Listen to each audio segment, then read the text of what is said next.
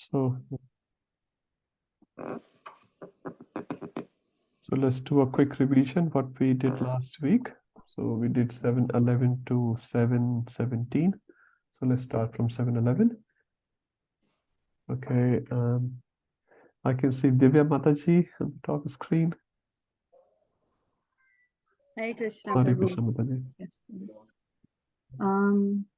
So balam balavatam chaham. So balam, we talked about strength, bala. So Krishna is saying here, I am the bala, strength of the strong. So bala here refers to physical and mental both. Yep. And then Krishna is saying, I am, it's kama raga vivarjitam. So kama and raga, kam here, first meaning is desire, which comes from kamna. The other kama is passion, and raga is attachment. So vivarjitam is devoid of. And Krishna is saying, if you have pride for this ability, then we are coming out of Krishna consciousness. Yep. Kama also refers to sex life here, and says if it is not opposite to dharma, if it is under dharma, then I am kama. So refers to the desires also. Then we talked about artha and kama. So after fulfilling our artha and kama, it says we go to naraka. And we also talked about dharma, that everything has to come under one umbrella, which is dharma. And yeah, that's it. Anyone can give any example for the first line? So balam balatam chaham kam rag vivarjitam. So a contrasting example for that. So yeah, like how Arjuna, he has yes. got like lot of strength, but he never told that I am the strong, because Yes. he's always under the Krishna's. Yes, thank you, Mataji. And opposite example someone can think about, which was not Kama Rag Vivarjitam, it was with Kama and Raga. Any other example, say from Bhagavatam? Duryodhan was Duryodhan. Okay. Okay. Anyone else? Okay, I'm just putting my voice back. Anyone else remember any other personality in Srimad Bhagavatam or other scriptures? Ravana, thank you. Who said Ravana? I think Jayaprakash Sharma. Yes, Ravan was on. Hiranyaksh was also like that. Hiranyaksh was going around and actually inviting everyone. Can you fight with me? Can you fight with me? He went to Varun Devta. Varun Devta said, I'm too old. Go and fight with Lord Vishnu. And then he eventually was like so much bursting up with a bala. He wanted to do something. So we understand that was not a Krishna conscious bala, but Arjun's bala, you can see, is a Krishna conscious bala. Prabhu Gajendra? Gajendra, in what sense? In the beginning, he was in that mode. Then later Yes. he was. Yes, later he surrendered. Yes, okay. Yeah, that's good. That's good. So we can see so many examples. Yes. Are you sharing your screen? As in, I was sharing. okay, can others see? Yeah, we can see. We can see, Prabhu. Yes, Prabhu, we can see. Okay. Rupam Prabhu, you cannot see? No, Prabhu, I can't see your screen. I can see everyone. Okay. I can't see this. So maybe what I'll do, I'll stop and reshare. Maybe that might be. Because I'm recording. Yeah. Okay. No problem, Prabhuji. Yeah. Thanks for So let me stop sharing and share again. Okay, let me know if you can see. Yeah, now. I can see now. Yes, Prabhu. It's all good. Okay. Thank you. Thank you, Divya Mataji. Let's go to the 7:12. Now, can someone give a summary from 7:08 to 7:11? I can see Vijay Gopi Mataji. If you want to give a quick summary, then we come to 7:12. Yes, Prabhu. So here Krishna is describing about this characteristic, which is 14 characteristic of Krishna, which is like in the order of 5, 4, 3, 2, 1. In the 7.8, he says he is the taste of water, and he is the energy of light, and he is the light of the sun and moon, and he is the syllable Om, and also he is the sound in the ether, and He's the ability in man. The ability in the man in the sense like, as we say in this 7.11, the ability which doesn't have a pride. So that sort of ability Krishna is. And in 7.9, he is saying he's the fragrance and he's the heat, the qualities which are in the fire, which is the heat and the light. And also he is the life of all the living entities in this material world. And also he is the penance of the aesthetic. And in 7.10, he is the seed giving father of everybody. He is the original seed. He is the bija of everyone. And he is the intelligence of intelligence and also the power which is existing in the men.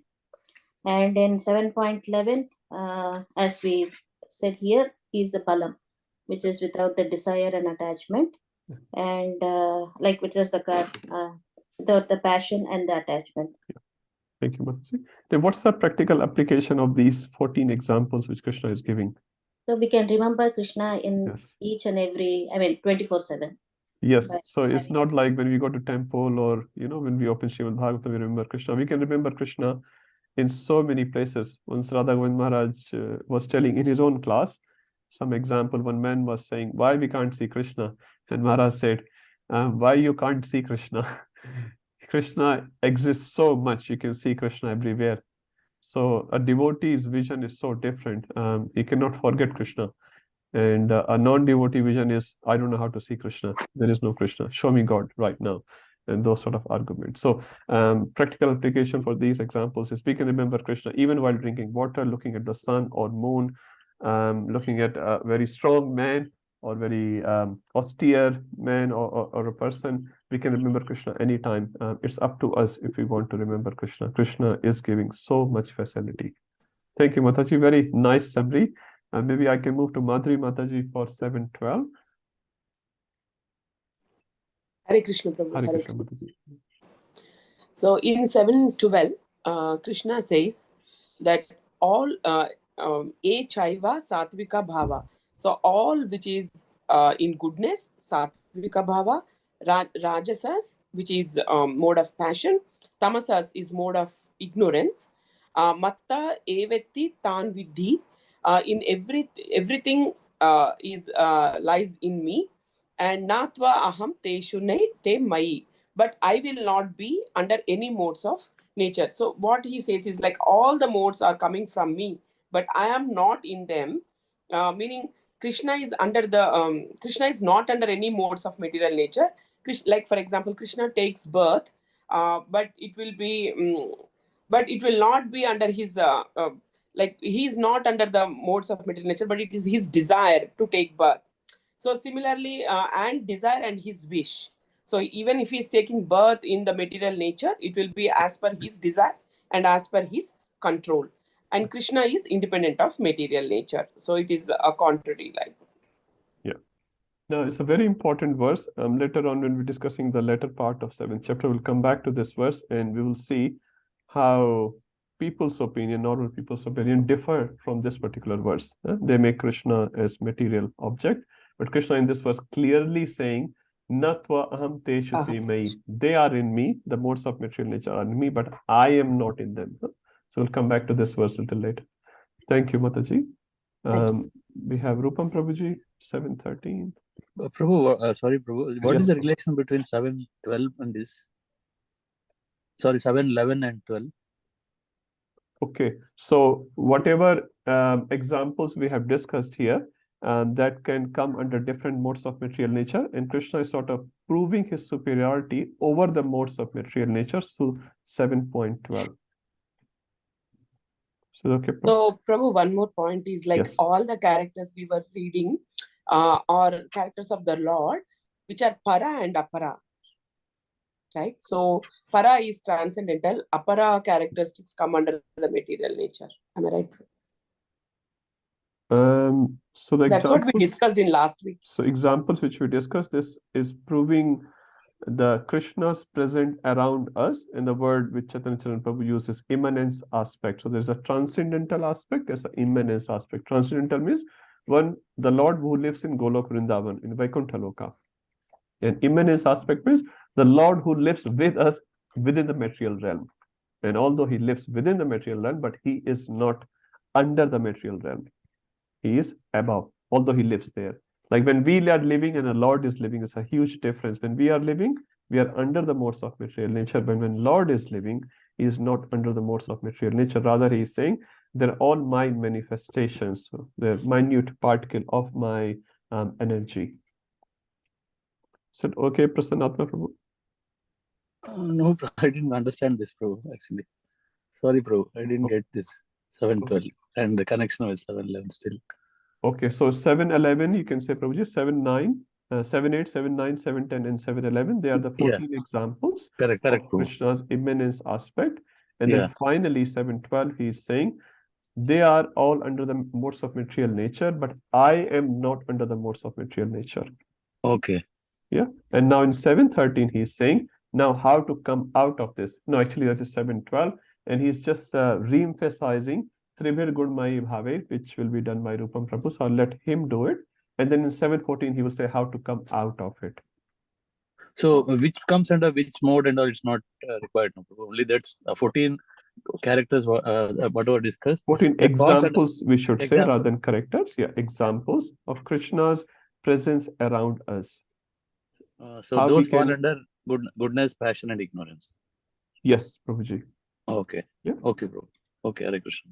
Hare Krishna, Prabhu. So I'll give it back to Rupam Prabhu. Yes, sir. Hare Krishna, Prabhu. Hare So Krishna. I'll start with the translation. Diluted by the three modes, goodness, passion, and ignorance, the whole world does not know me, who am above the modes and inexhaustible.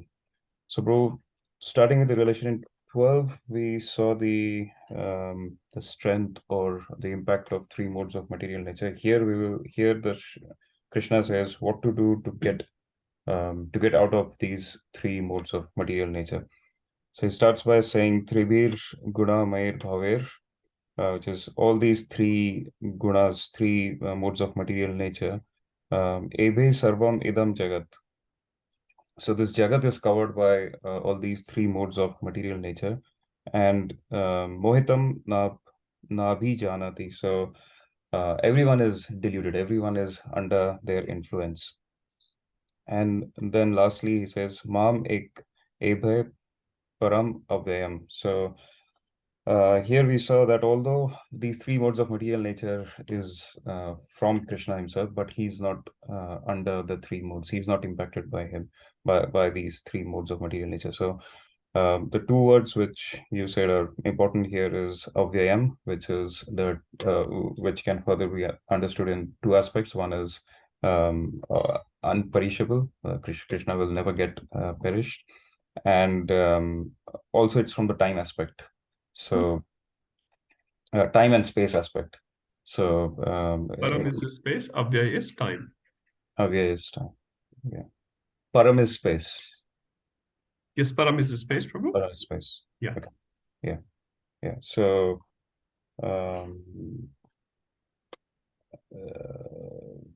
yeah, so ultimately Krishna is beyond just like we are limited within space and time, so we can't manifest ourselves at the same time in different space, but Krishna can. And the example we saw was Krishna with 16,108 queens in 16,108 palaces, not only in different space, but also with different time zones.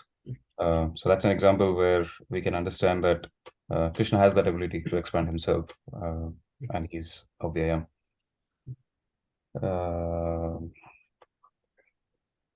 Yeah, I think that's all I have, Prabhu. Yeah, thank you, Prabhuji. And one point which you can take as far as connection is concerned, Mohitam. So Sarvam Idam Jagat Mohitam. So the whole world is bewildered. And the next verse, Krishna will say, what's the solution of coming out of this bewilderment? I give it to Jai Prakash Prabhuji.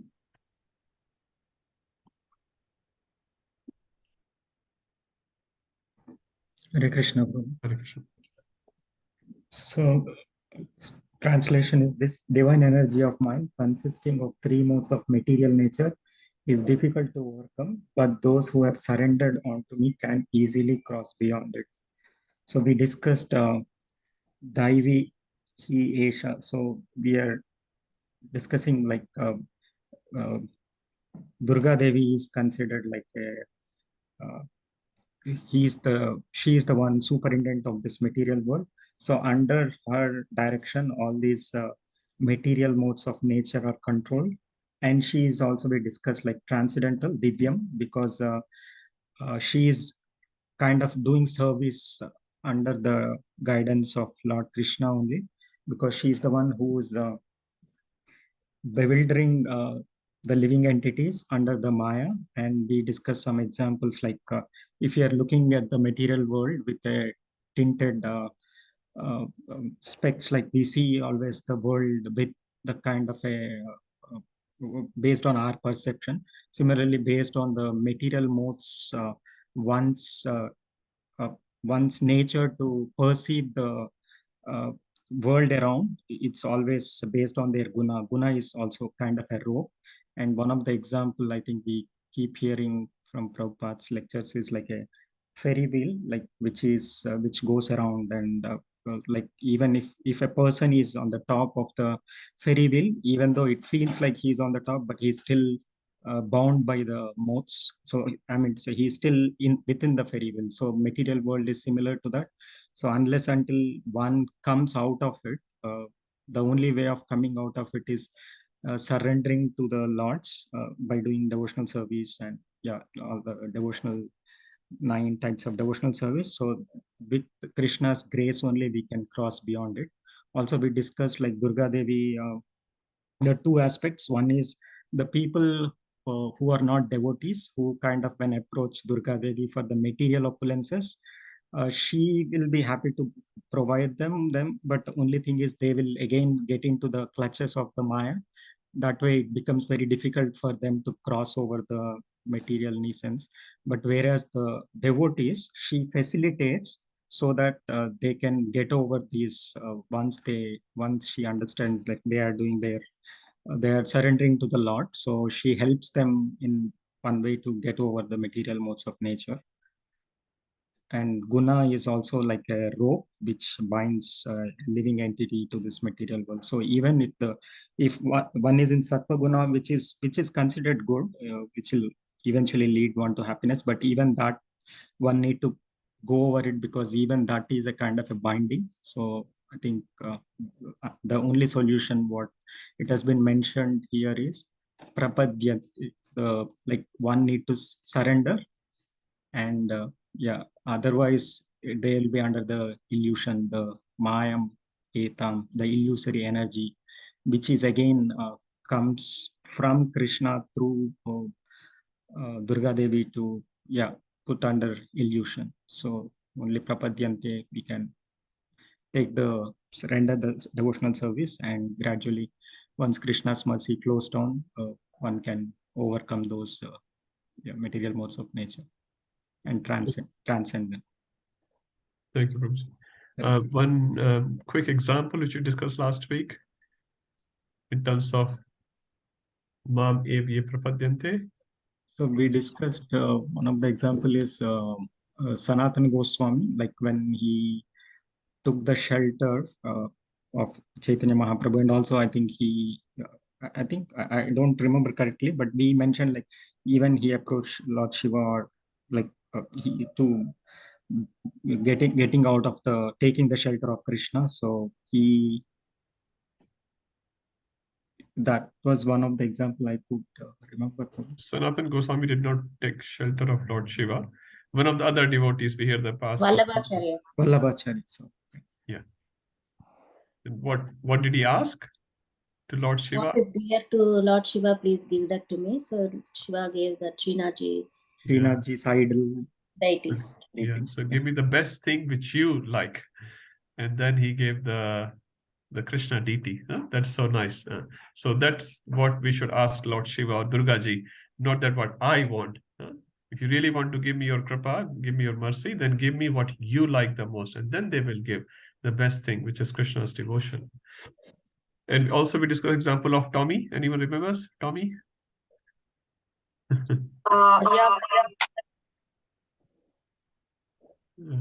Okay. Sorry, can you hear me now? Yes, Mataji. Is that the one where he asked Prabhupada, or where he mentioned something to Prabhupada that Maya Devi is very strong, we're not able to overcome, and Prabhupada said, Maya Devi is not strong, but your purpose isn't strong enough. Yes. That's one example. Thank you, Mataji. When you go to your friend's house, if the dog is chasing you, either if you're telling the dog to stop, it's better to go to the owner and say, can you please ask the dog to stop? Similarly, if you are troubled by Maya Devi, it's better to go to Krishna to ask for and surrender to him, so that Maya Devi will help us to go towards Krishna rather than stopping us to go towards Krishna. That's correct. So we have no strength to defeat Maya Devi. We are just too weak in front of Maya Devi. And Krishna himself declares Maya Devi as Duratyaya, very hard to overcome. Now, Krishna is not kidding. He's saying a very correct word. Maya is very, very strong in front of us.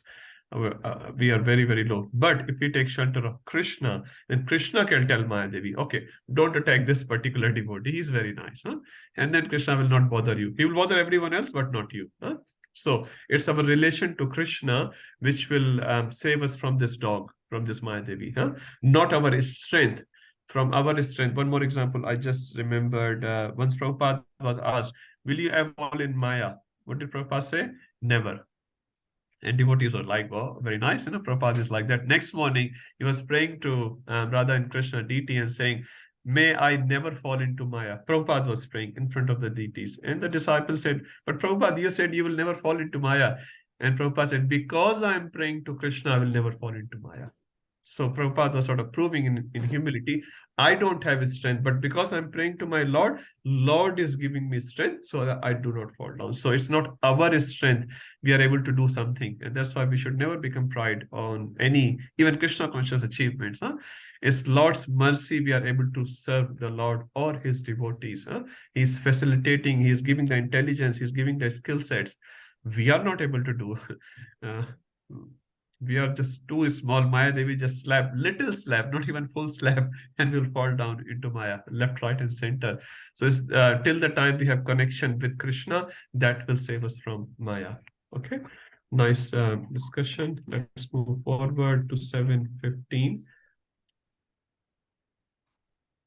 Now, which is this section we are doing? Okay, so now we have Manmohan Prabhu and Shraddha Mataji. Maybe any one of you can do 7:15.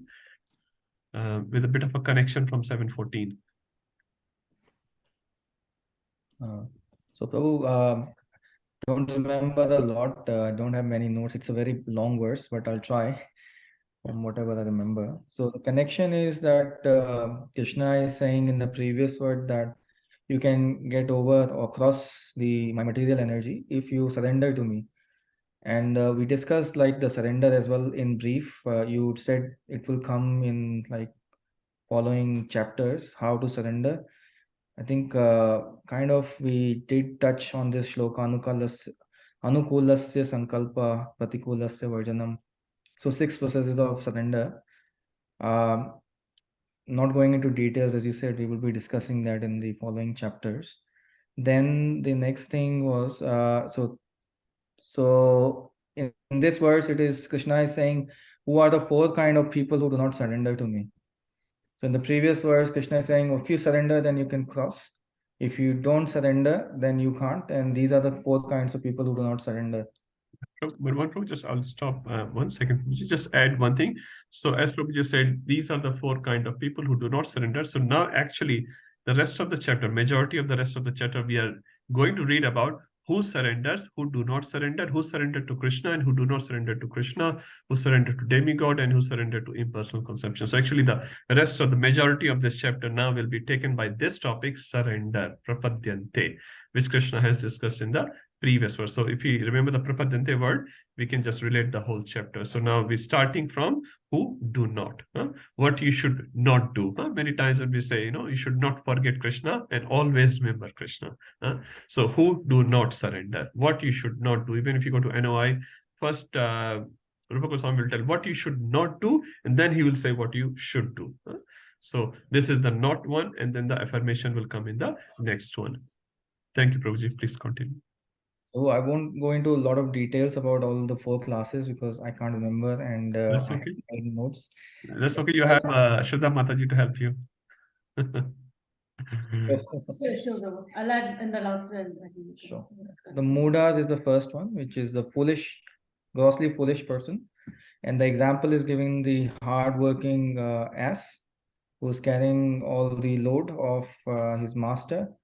And Prabhupada gives the example that grass is available everywhere, but he's working so hard to get that grass. So that is the first kind of person who doesn't surrender to Krishna.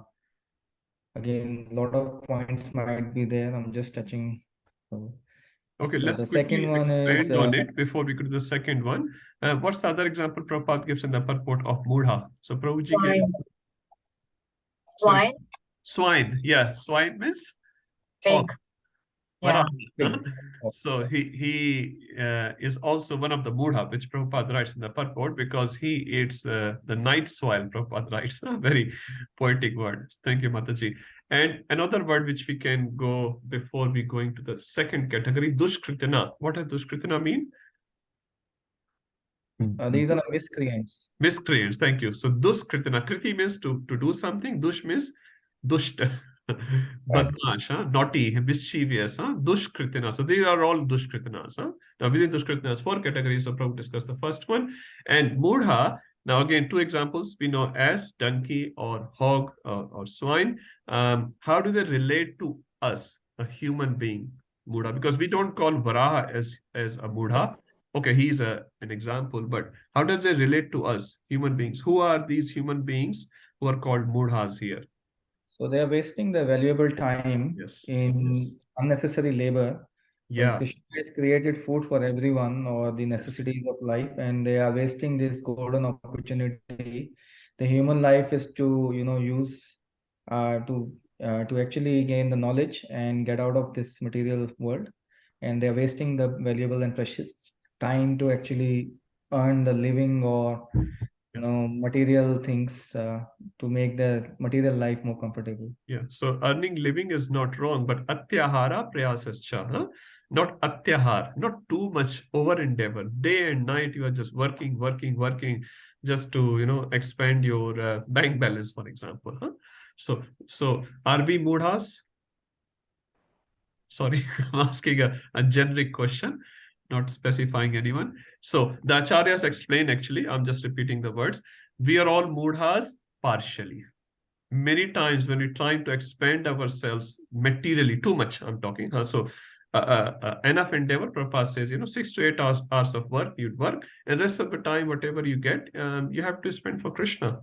Your family also needs some time. Your health will need some time. Your sadhana will need some time. So Acharya says we have the tendency of mudha as well. So whenever we are in too much expansion mode, we should remember this verse. As per this verse, don't become mudha in life. That's all. Working hard and working intelligent is very nice, but don't become mudha. So the tendency is condemned. No, we will never become complete mudha. We have some sense of spirituality, but mudha tendency can exist within us, and we should try to remove that mudha tendency. Okay, and Mohan Prabhuji, we can go to the second one. So the second one is Naradama, which is lower than the human being or mankind. And in this, Prabhupada gives like 8.4 million species of life, and 400,000 are human species, and a lot of numerous are in the lower forms where they are uncivilized. So they do not follow the religious principles, and they don't know the goal of religion is to know God.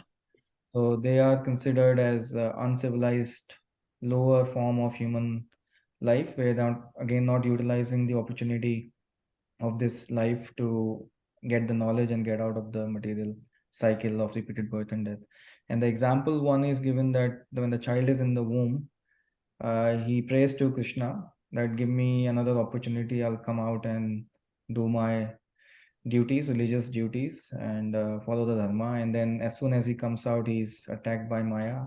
He forgets, and then the guardians around him are supposed to give him the knowledge and give him the right process to bring him to the higher level of civilization. Okay. Another example, someone else can say? Jagai Madai. Jagai Madai. Yeah. So they were born in a Brahmin family, but they were doing exactly opposite things in their life. Thank you, Manmohan Prabhu. Maybe we can get another devotees to expand the next two. Sure. Shraddha Mataji, would you like to try the third category? Yes, Prabhu. So Maya Aparahanta, like that's the third category. And these are the people like whose knowledge has been stolen by Maya, illusionary energy. So that doesn't mean they don't have knowledge. They will have knowledge, material knowledge. They maybe have a very like good scientist or a philosopher, but they have their own theories. Like they will say, no, we are, all of us came from Big Bang theory. So that's the theory we follow. We are not going to follow what Prabhupada is saying. I'm very intellectual and I'm very intelligent, so I know everything. But actually, their knowledge and their actual the absolute truth has been stolen from them. They completely forget about it. So, thank you. Yeah, very nice example. And the fourth one, Asuram Bhavam Ashritaha. Yeah, so Asuram Bhava is Prabhu basically who is Asur? Like Asur is people you told in the class that whoever is not following Shastra is Asur, right? It is people who are saying that there is no God. And they do it for their own convenience because so that they can do everything very conveniently, whatever they mind asks them to do, Yes. here and there, whatever. So yeah, so everybody who is not following Shastra, who is not following the scriptures, and who is atheist, who is saying that there is no Krishna, Krishna is Maya, Krishna is illusion, or we don't want to follow, doesn't matter, that it's not going to apply to them because there is a thief. If he says that I am not going to follow, I don't believe there is a government, that doesn't mean he's not going to be sent to the jail. He has to go to something. So it's like, thank you. Thank you. So they are the openly atheistic people. Their whole agenda is to propagate against God. So we have saints who propagate the existence of God, how to relate with God. And these Asramaham are completely opposite to that. Their whole agenda is to disprove the existence of God. Sarbham Prabhu, he was explaining once, what's the definition of atheist? One who does not believe in the existence of God. He said, even to explain atheism, we need the help of God. That is the proof that God exists. So theism, we understand. Atheism, who does not believe in God. So he said, God exists everywhere. Even in atheistic, you cannot expand, you cannot define atheism without the help of God. And that's the proof. So we were just saying, God exists everywhere. It has to exist everywhere. Okay. Thank you, Mataji. Let's move to the next one. 716, which is again very famous verse amongst devotees. Tanya Mataji, Hare Krishna. Hare Krishna Prabhuji. So this verse talks about those people that surrender to Krishna.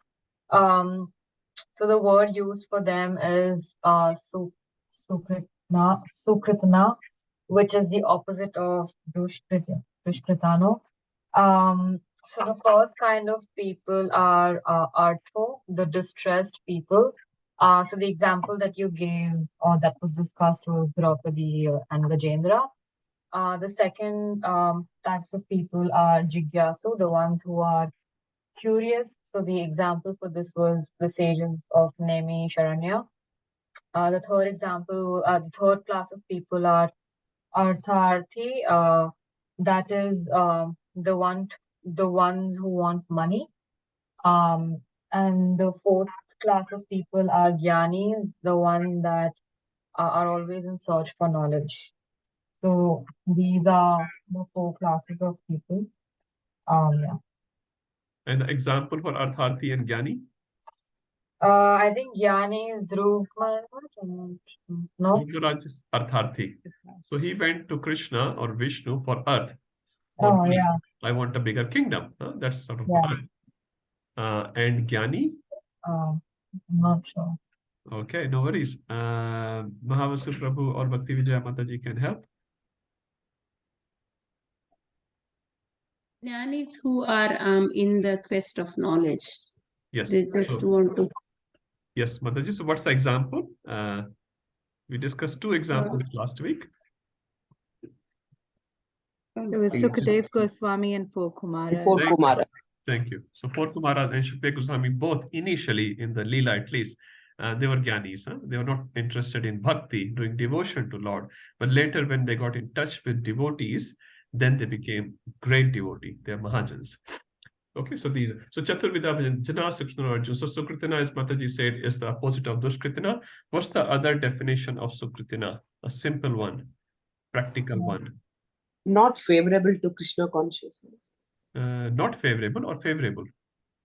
Sorry, Sukritana is favorable to Krishna consciousness. Favorable to Krishna consciousness. Okay, that's one. That's right. The one that you said was bhajante, ma'am, the ones that start worshipping, but they aren't really surrendered to Krishna. Thank you, Mataji. That's important. They are doing bhajan. Like sometimes, if you remember in our this life in early days, sometimes we'll do bhajan of Ganeshji, sometimes Durgaji, sometimes Monday Brat, sometimes Tuesday Brat, so many things. We're doing bhajan, but we're not stable in anything. Huh? So bhajan means they're not serious devotees as yet, but they come to Krishna for some desire, for something they come. So they're not serious, stable devotees. Okay. It's very important, and they start doing bhajan under certain circumstances. Huh? So whether they are in need of money, their family is in trouble, or they have some inquisitiveness, jigyasa, or they are jnani.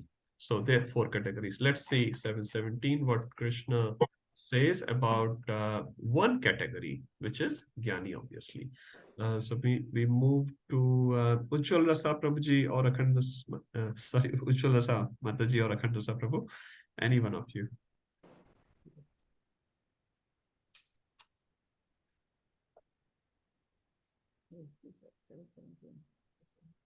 Seven 17 translation.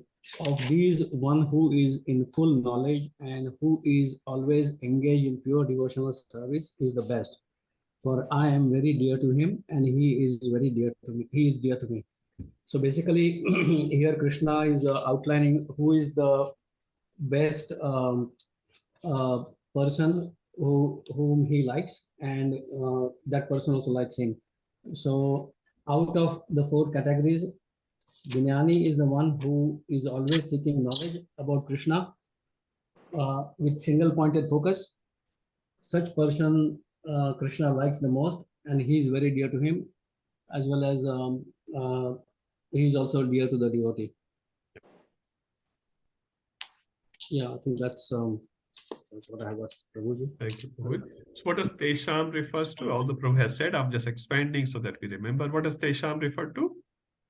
Out of 4 all categories. these 4 categories. Out of 4 categories. Yeah. So out of those 4, so if you go to Krishna for Artu, you're in trouble, and Krishna, can you please remove the trouble of my life? That's fine. Krishna doesn't love you so much. Huh? Jigyasu, inquisitiveness. What is this Hare Krishna? Huh? What do they do? Huh? What do they chant, and what do they cook in the Sunday feast or Nityananda feast? Huh? All those things. Jigyasa, inquisitiveness. Okay, fine, not so great. Artha Jigyasa, Artharthi. If you go for Artha, if you go for Dhan, money, all the facilities of life, great position and all that. Not really. Jnani. Jnani is the one. Why Jnani? And which sort of Jnani we are talking about? Are we talking about impersonal Jnana here? Impersonal Jnani is also known as Jnani, but which Jnani? If the adjective is given, 2 adjectives are given here in this verse. What are the 2 adjectives? Nitya Yukta. Nitya Yukta. So Yukta with what? With Krishna. Nitya, always. That's important. And Ek Bhaktir. So Eka is the given, Bhakti is given. So actually, he has started his devotion. He's in the previous verse, if you see, Prabhupada translated very nicely. He's searching for the knowledge of the absolute. He's just not searching for the knowledge of absolute. It's different than just the knowledge. We are all knowledgeable in our own field. Some is IT, some is finance, some is this field and that field. But his knowledge of absolute. So that's very important. And then he goes, Ek Bhaktir Vishishyate and Nitya. So these 2 adjectives should be remembered. This is the Jnani which we are talking, not just a Jnani of who knows the knowledge of soul, who has realized the soul. No, we're not talking there. Ek Bhaktir. Vyavasatmika Buddhir Eke He Kurunandana. Eke. Ek word is very, very important. So he is one pointed. He has started the devotion. He's not a pure devotee as yet. He's not. He is doing bhajan. But he is very serious. Ek Bhaktir, one pointed, is Nitya Yukta. He is always engaged. Not yet a pure devotee. So that is very, very important. Even at that stage, he is very dear. So what does it refer to? These two adjectives, what does it refer to? People like you and me. Does it sound familiar? Yes or no? Yes. This comes close to us. Why? Because we are also, okay, all of us may have a different background. Some came for Prasadam, some came from Bhagavad Gita. I came for Prasadam. Definitely, I'm still eating Prasadam. But still, somewhere in our heart, we had this desire of what is this Bhagavad Gita? What is this Bhagavatam? We started reading, and somehow or other, Nitya Yukta. We are trying for that. We are not there. Definitely not. Nitya Yukta. Somehow or other, we are trying to remember Krishna 24/7. Ek bhakti, one-pointed devotion. What it means, we are not going to other demigods or other this Baba and that Baba to resolve our problems. We are, in one sense, in a container, it's a stable devotee container. We are not like moving our faith. On Friday, we go to a different temple. Thursday, we go to a Sai Baba temple. Saturday, we go to a different Mataji. No, we don't do all that. So, Ek Bhakti, one-pointed. Now, we are not at the purest stage, definitely. We are too far, but we are in that container. Banu Maharaj said one class very nicely. He was giving the example of green mango to ripe mango. Green mango is also a mango, although it's not so tasty. But ripe mango is very tasty. But it's in the process. And also Maharaj added, if your goal is pure, you're also considered a pure devotee. So that's very, very important. Goal is pure. So we can say that in this assembly, at least, our goal is not to achieve any mundane things by going to Radha Gopinath temple. We want devotion. We don't have it, but we want it. So very practical verse, very, very practical verse. Okay, let's go to different hands. Vijay Gopi Mataji or Rasanand Prabhuji has a question. Hare Krishna Prabhu, this related to last week, Prabhu. Like we were discussing about Maya, like Mahamaya and Yoga Maya. Mahamaya, I can understand, like she's facilitating us to go back to Godhead. Like she gives trouble, but at the same time, she's pushing us to go back to Godhead. But what is the role of Yoga Maya, Prabhu? What is the role of Yoga Maya? Okay, very nice question.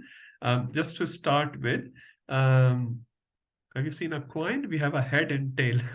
So Maya is like that. So Yoga Maya is one side of the coin, Mahamaya is one side of the coin. So we should not think or differentiate. They are two different persons. They are one person acting differently.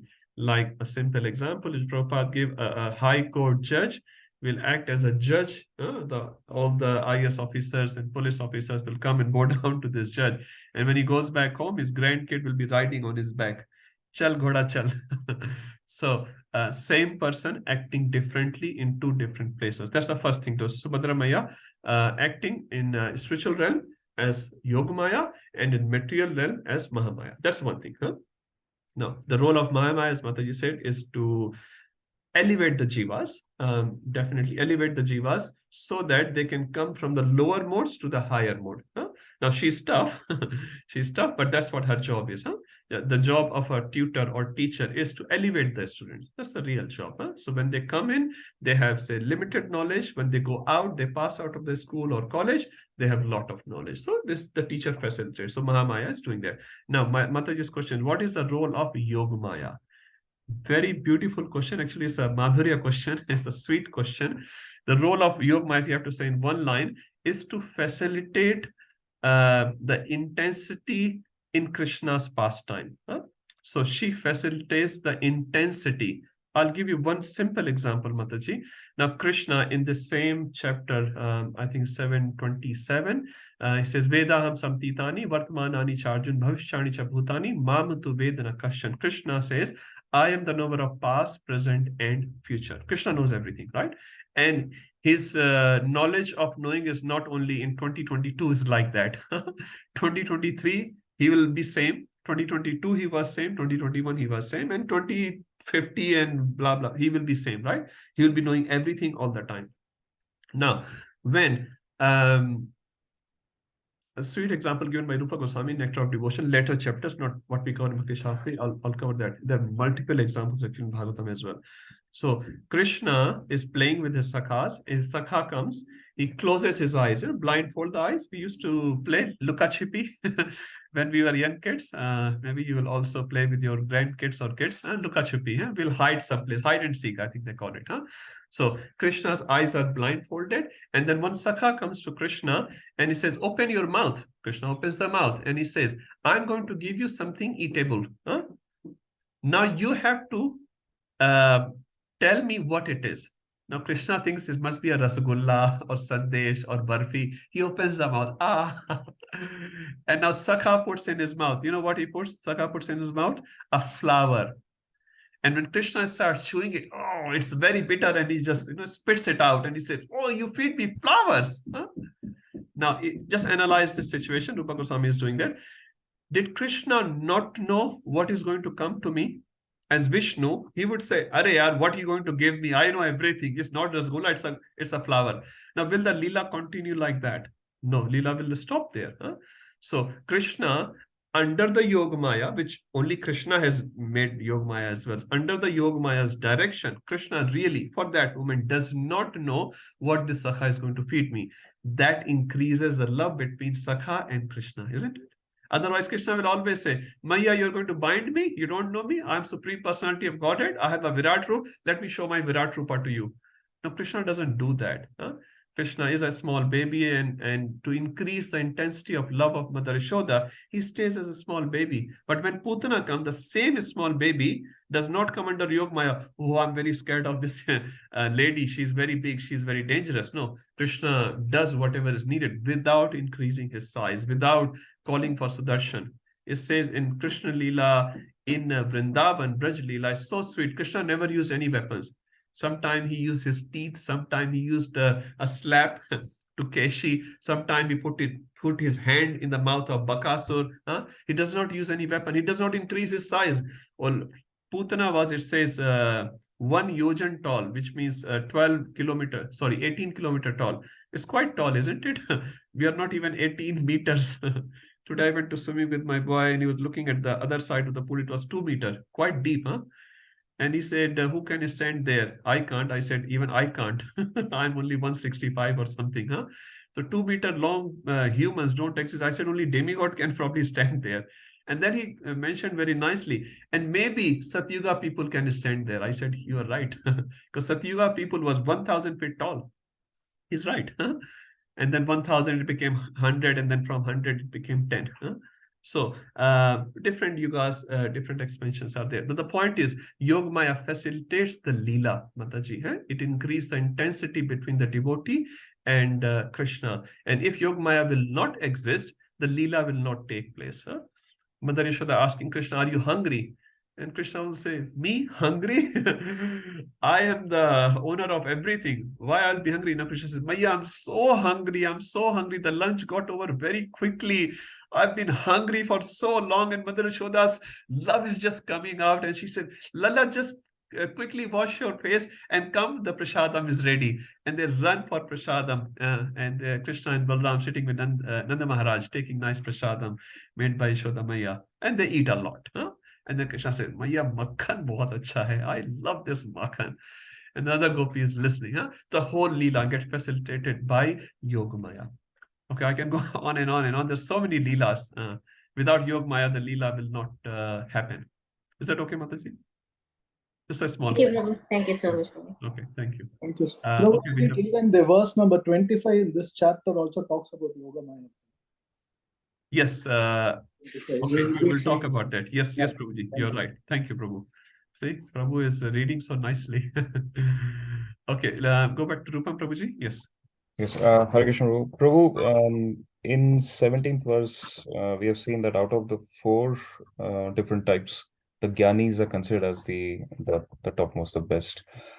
Between the last 3, is that a hierarchy? That Artho, Jigyasus are better than Arthos? Okay. Prabhu, I haven't read it, so I should not be making up anything. But what Krishna is saying clearly here, I love the Gyanis the most. Not that he doesn't love others, but he loves the Gyanis the most. Because they are coming for Ek Bhaktir Vishishyate. Yeah. So it's Gyanis versus rest of the 3. Like rest 3 into one category and Gyanis in the other category. Yeah, okay, you can do that.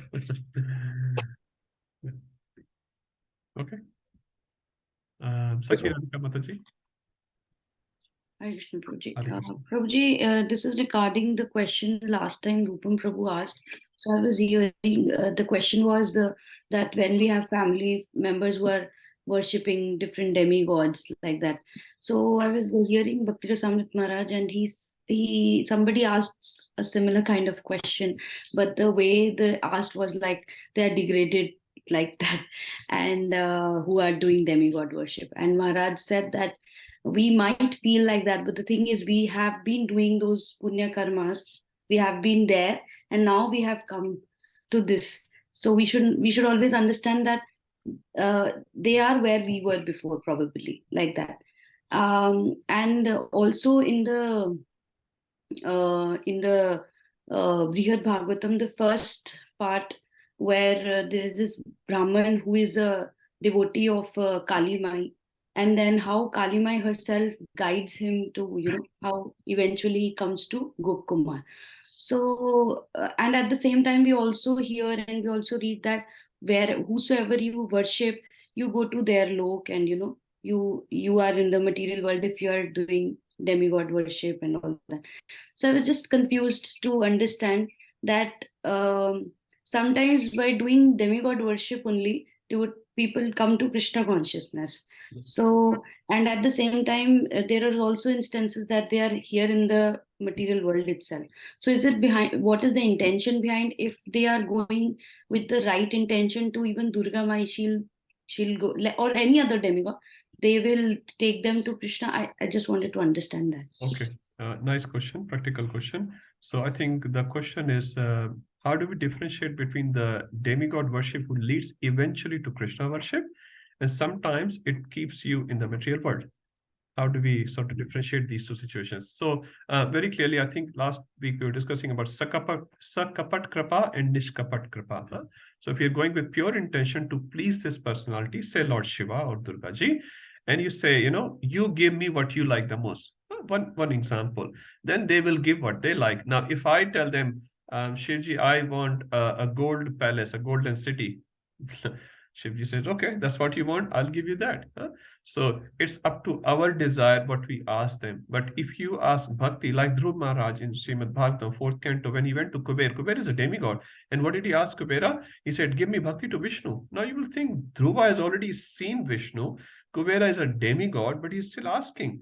He's following a very good tradition. Kubera is also a devotee, and a devotee can bless you at least one thing, and he can obviously bless Krishna Bhakti as well. At least one thing Kubera can bless. What? He's a demigod. He's a very powerful personality. He can at least tell the material agents not to bother this person, isn't it?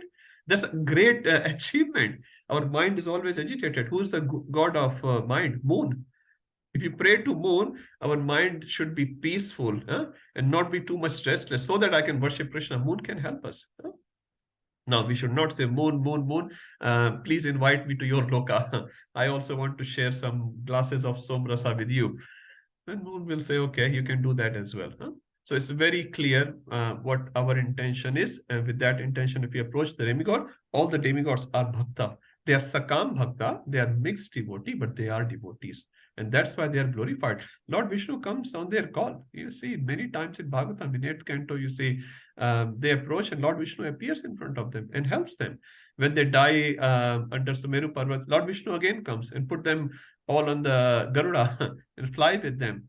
So Lord Vishnu is appearing, they are devotees. And that's why Manu Maharaj was saying, we should never have disrespectful attitude. Whatever Indra does or Brahma does, that's once in a while they do. But why it is published? Because, if someone is always a Satyavadi, if he lies, it will come in newspaper. If someone always liar, like humans, normally speaking, we all lie many times, if not all the time, then there's nothing special. We don't come in newspaper. So if someone is being very highly corrected like Indra or Brahma, they do a mistake that gets published in Bhagavatam, so that we can refrain from doing those sort of activities. But we should not take Indra or Brahma or other demigods default like that. No, that's a disrespect to them, which we should definitely avoid. So Prabhu, to understand it is that if you, whatever, like the 4 kinds of people go to the Lord.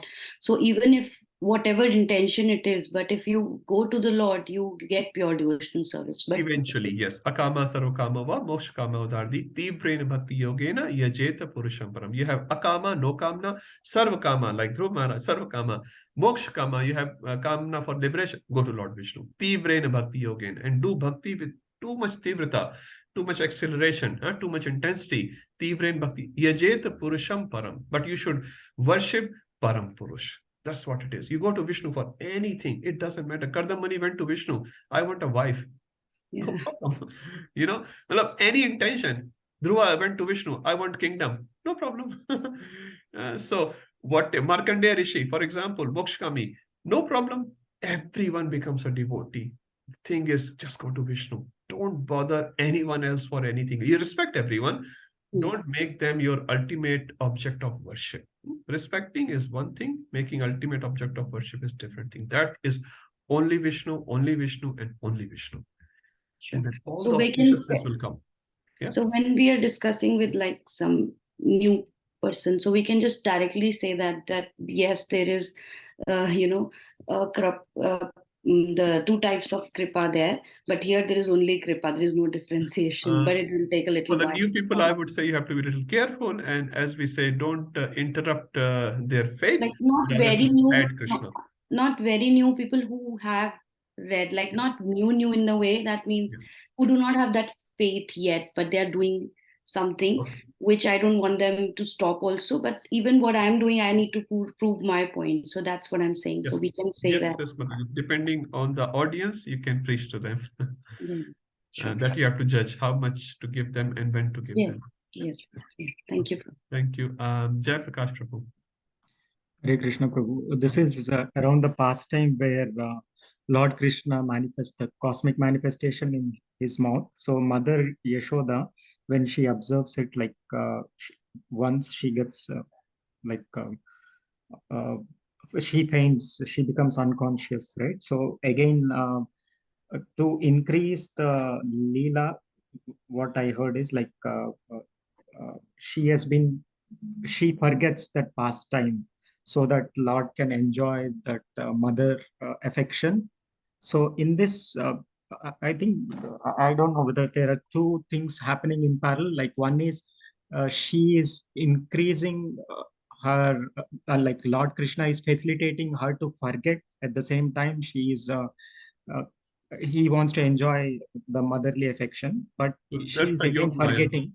So She's Yogamaya forgetting. covers it. So that's whether it is both, in this one pastime. By both. I mean to say whether it contains both the Yogamaya as well as the Mahamaya, or is it? No. Lord's eternal associates are always under Yogamaya, never under Mahamaya. Yeah, but it forgets that past. Yogamaya facilitates for the forgetfulness. So when you say forgetfulness, as I said, even Krishna forgets that I'm the Supreme Personality of Godhead. I don't know what this Sakha is going to put me in my mouth. So to facilitate the Leela, Krishna also forgets, Mother Yashoda forgets, but this all forgetfulness is under Yogamaya very clearly. Yeah. There is no presence of Mahamaya in Golok Vrindavan. She doesn't have access to that. Huh? Yeah, I mean, blindly going by that rule that forgetting Krishna, Mahamaya is not applicable in this case. Yes, Prabhuji. Huh? So forgetting sometimes increases the devotion. That's fine. Sakhas forget.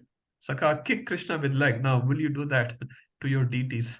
I'm saying, will not do that. Why? Because we are not on that level. They are on that level. They are in the Yogamaya. They don't remember Krishna as Supreme Person. Yeah, he's our friend only. I can kick him, no problem. Sure, thank you. Okay, let's move forward. So we have just finished in 1 hour our previous discussion of 7 verses. Let's move forward. It's nice, very nice questions. I really like question and answer actually. It tells us, how many different ways devotees think. Sometimes they hear something, they share. It's really nice. Okay, 7:18. So we'll start from Mahavasu Prabhuji. Very happy to see him. Hare Krishna Prabhu, thank you very much. Same here. Sorry for not being there. That's okay. But I've been listening to the recording, so that's good. That's okay, Prabhu. So we'll read the verse first. Yes, please. Udhara sarva evete. Udaraha sarva evaite. Jnani natava atmaiva me mataham. Jnani satyeva me matam. Astitaha sahi yuktatma. Astita sahi yuktatma. Mam evanuttamam gatim. Mame anuttamam gatim. All these devotees are undoubtedly magnanimous souls, but he who is situated in the knowledge of me, I consider to be just like myself, my own self. Being engaged in my transcendental service, he is sure to attain me, the highest and the most perfect goal. Thank you, Pupsi. The first word Krishna is using here, Udaraha, Sarva Evaite. What does Sarv refers to? 4 categories. Tesham Jnani Nitya, Tesham Sarva Evaite. So all of them, whether you went to Krishna for, say, Artha, for money, for Artu, you are distressed in somehow in your life, or Jigyasu or Jnani, no matter what, Krishna is saying, Udaraha Sarva Evaite. Krishna is calling them magnanimous soul. Now, if you go to Krishna, Krishna, can I have $1 million? Now, at least at this stage, all of you and me, I'm talking, will you consider that person a very great soul? Be honest. ये तो बड़ा कार्मी आदमी है पैसे मांग रहा है. He's asking money from Krishna. Now, our judgment to this person will be, oh, he's not a devotee. He's not a nice devotee. But what is Krishna's judgment on this devotee? Or this person, I should rather say, Udaraha. Now, isn't it a contradiction? Krishna is saying, Anya Abhilashita Shunyam Jnana Krimadhi Anavratam. And here he's saying, you are coming for money, no problem. You are Artu, no problem. Huh? You have a family, crunches, something. You come to me, no problem. Huh? What's the meaning of this? Can anyone reconcile this Udaraha versus Artu and Artharthi especially? You understand my question and the dilemma? So one is asking things for material life, and Krishna is saying you are Udara. So I want to give it a try. Yes. Bro, just like if a kid is in need of anything, if he goes to his father for anything and everything, the father will still like him rather than the kid going to someone else or outsider.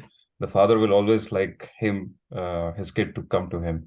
So I think on the similar logic, Krishna, even though the person is asking for money or material opulences, at least he is coming. And then from there onwards, Krishna will make sure that, he becomes a bhakta ultimately. Yes, thank you, Prabhuji. Very, very nice explanation. So it's one of the explanation which Acharyas explained. We going to Krishna itself, Krishna takes it as, wow, mere paas aaya hai.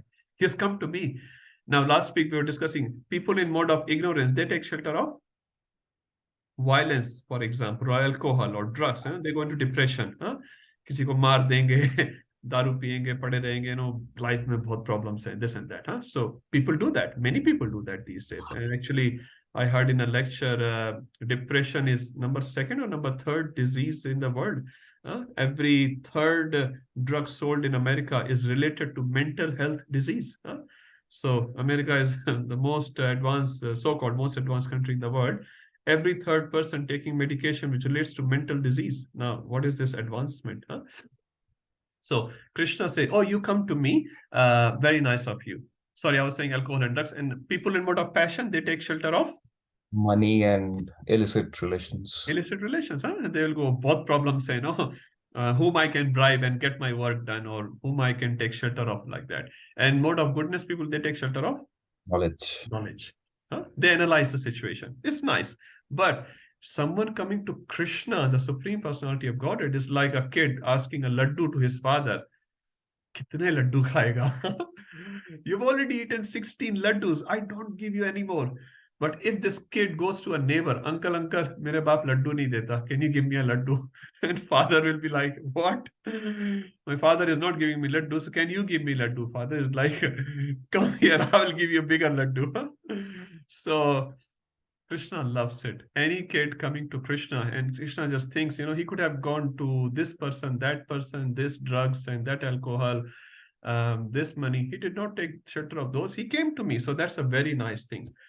More example. Ramanujacharya explains in this particular verse the meaning of udaraha. What does the meaning of udar means? Magnanimous. Now, if you consider a simple example in your life, you're desperately hungry or you're desperate in need of money, for example.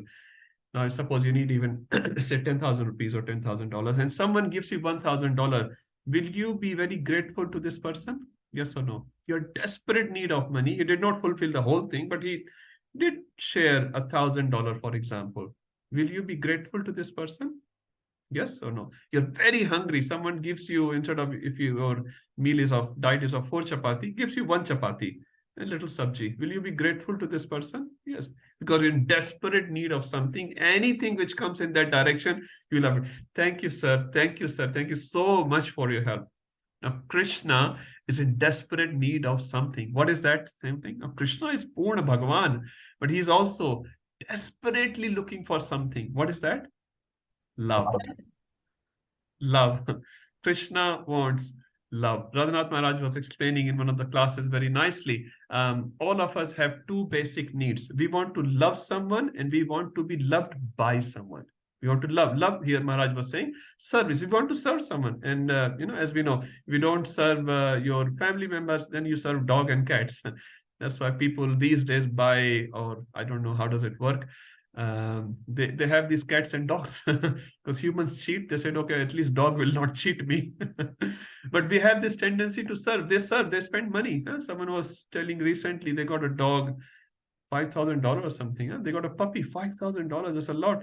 And then they have to look after the puppy because this guy goes to work in a daycare. So the dog goes to daycare. And then dog has a specific diet. And I think Bhakti Mataji was telling RSVP has the particular recommendations which you have to follow. They're doing so much for a dog, for a little puppy. No, it's not disrespect to a dog. The point is he has the tendency to serve. He has nowhere in the house. He gets a dog. Or he gets a cat or a bird or whatever. So people do that because Maharaj said we have this need of prema. We want to love someone, we want to serve someone, and we want to be loved by someone. So Krishna also is looking for that relationship with the jiva, is desperately hungry, Ramanujacharya, for what? Love. And here love means devotion to Lord. So anyone from any corner, comes inside and he sees, wow, this kid has come to me. Kuch bhi mango, chalega. You have come to me. I'm so happy to see you. For unlimited lifetimes, this kid was wandering here and there. He gone to this Devata, that Devi, that Babaji has done, exhausted. Now he's coming to me. Oh, I love you. So that is called Udaraha Sarva Evaite. So Krishna says, you're so magnanimous. You're giving me what I desperately need. What I desperately need is love, devotion, Nitya Yukta. Krishna was talking in the previous verse. So this is called Udar. I really like this explanation. This is given by Ramanujacharya. So Krishna is hungry for love. So, and that's why they say you bring Gaur Nitya in your house, you bring Krishna in your house. And Krishna comes in the form of a little Laddu Gopal. And then slowly Vamandev expands himself. And then he leaves no space for you. First, Radha Gopinath picture comes, then Gaur Nitya picture comes, then someone goes to Vrindavan and buys your Laddu Gopal. And then Laddu Gopal is sitting on a table somewhere. And then you say, okay, maybe I can give him a space on my bigger table. And then maybe I should offer him water, fruit. Then I should offer him roti and sabji as well. Then whole house slowly and slowly you will see will be filled with Gopal only, with Krishna only. And then you will say, Mera room kahan hai? Where is my room? No room for yourself. The whole thing, that's called Vaman expansion.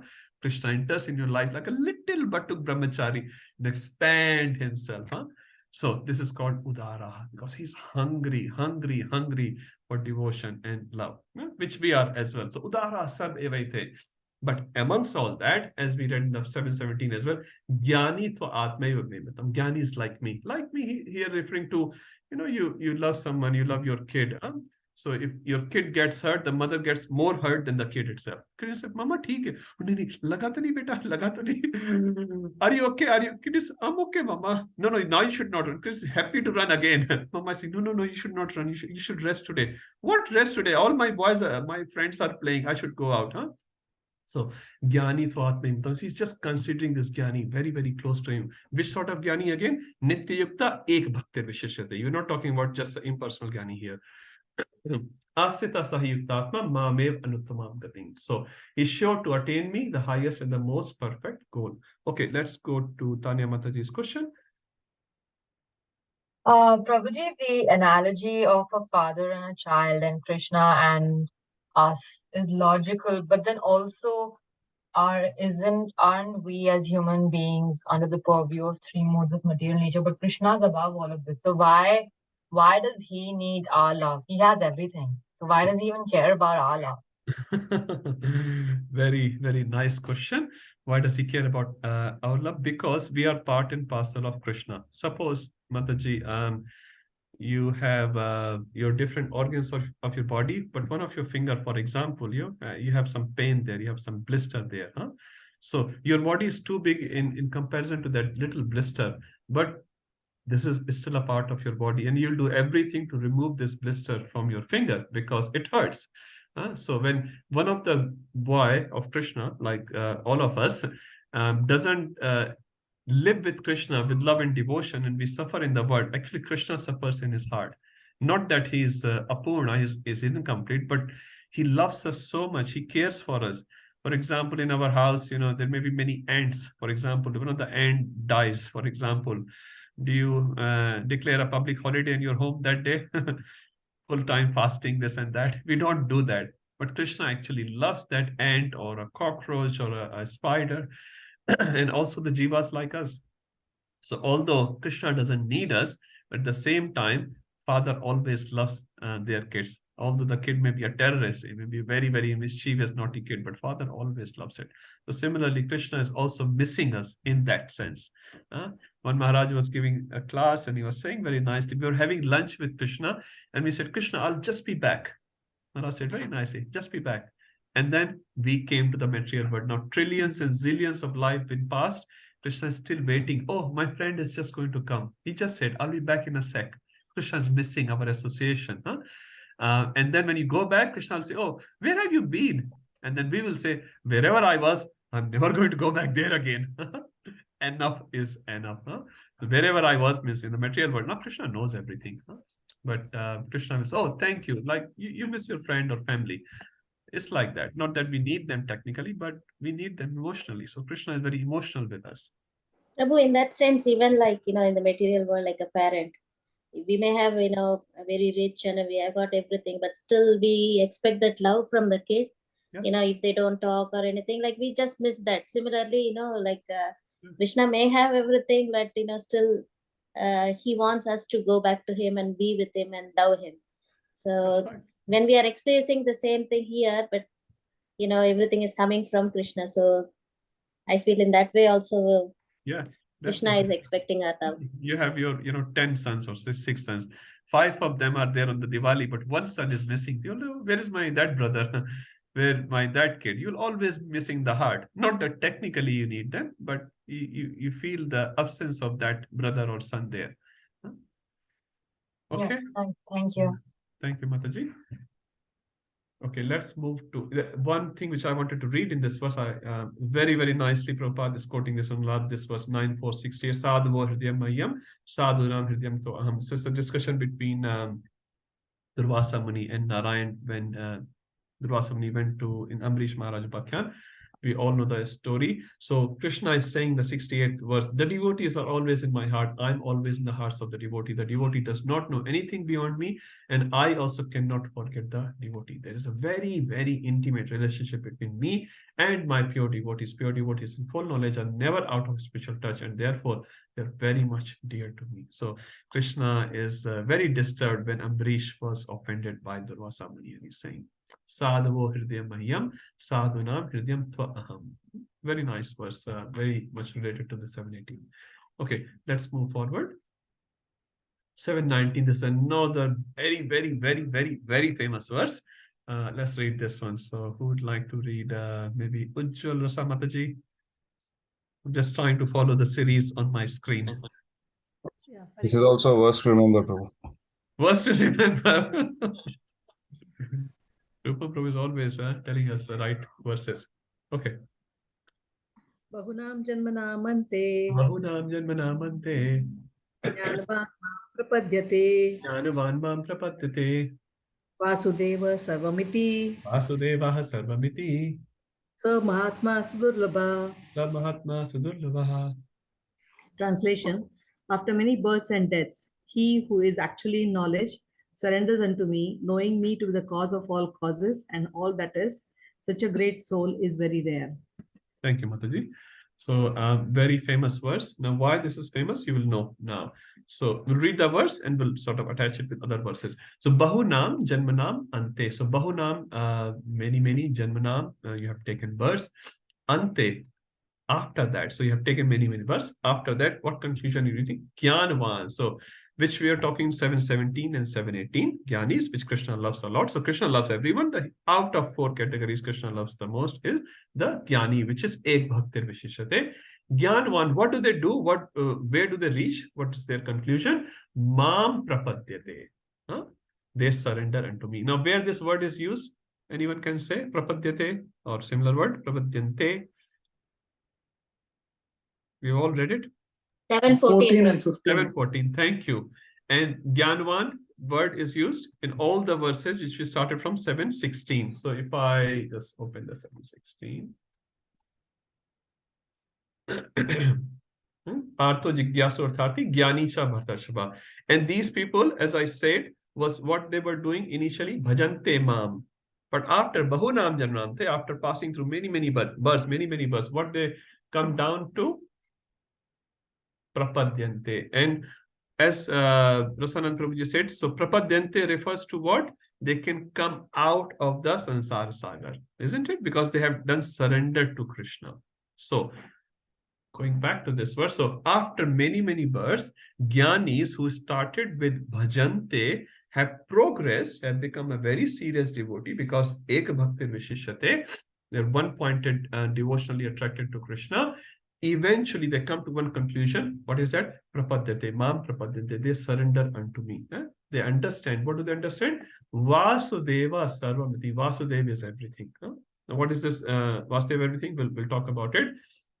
And Krishna says, Sab Mahatma, he's a Mahatma. So the Gyani who surrenders, or anyone who surrenders to Krishna, he is a Mahatma.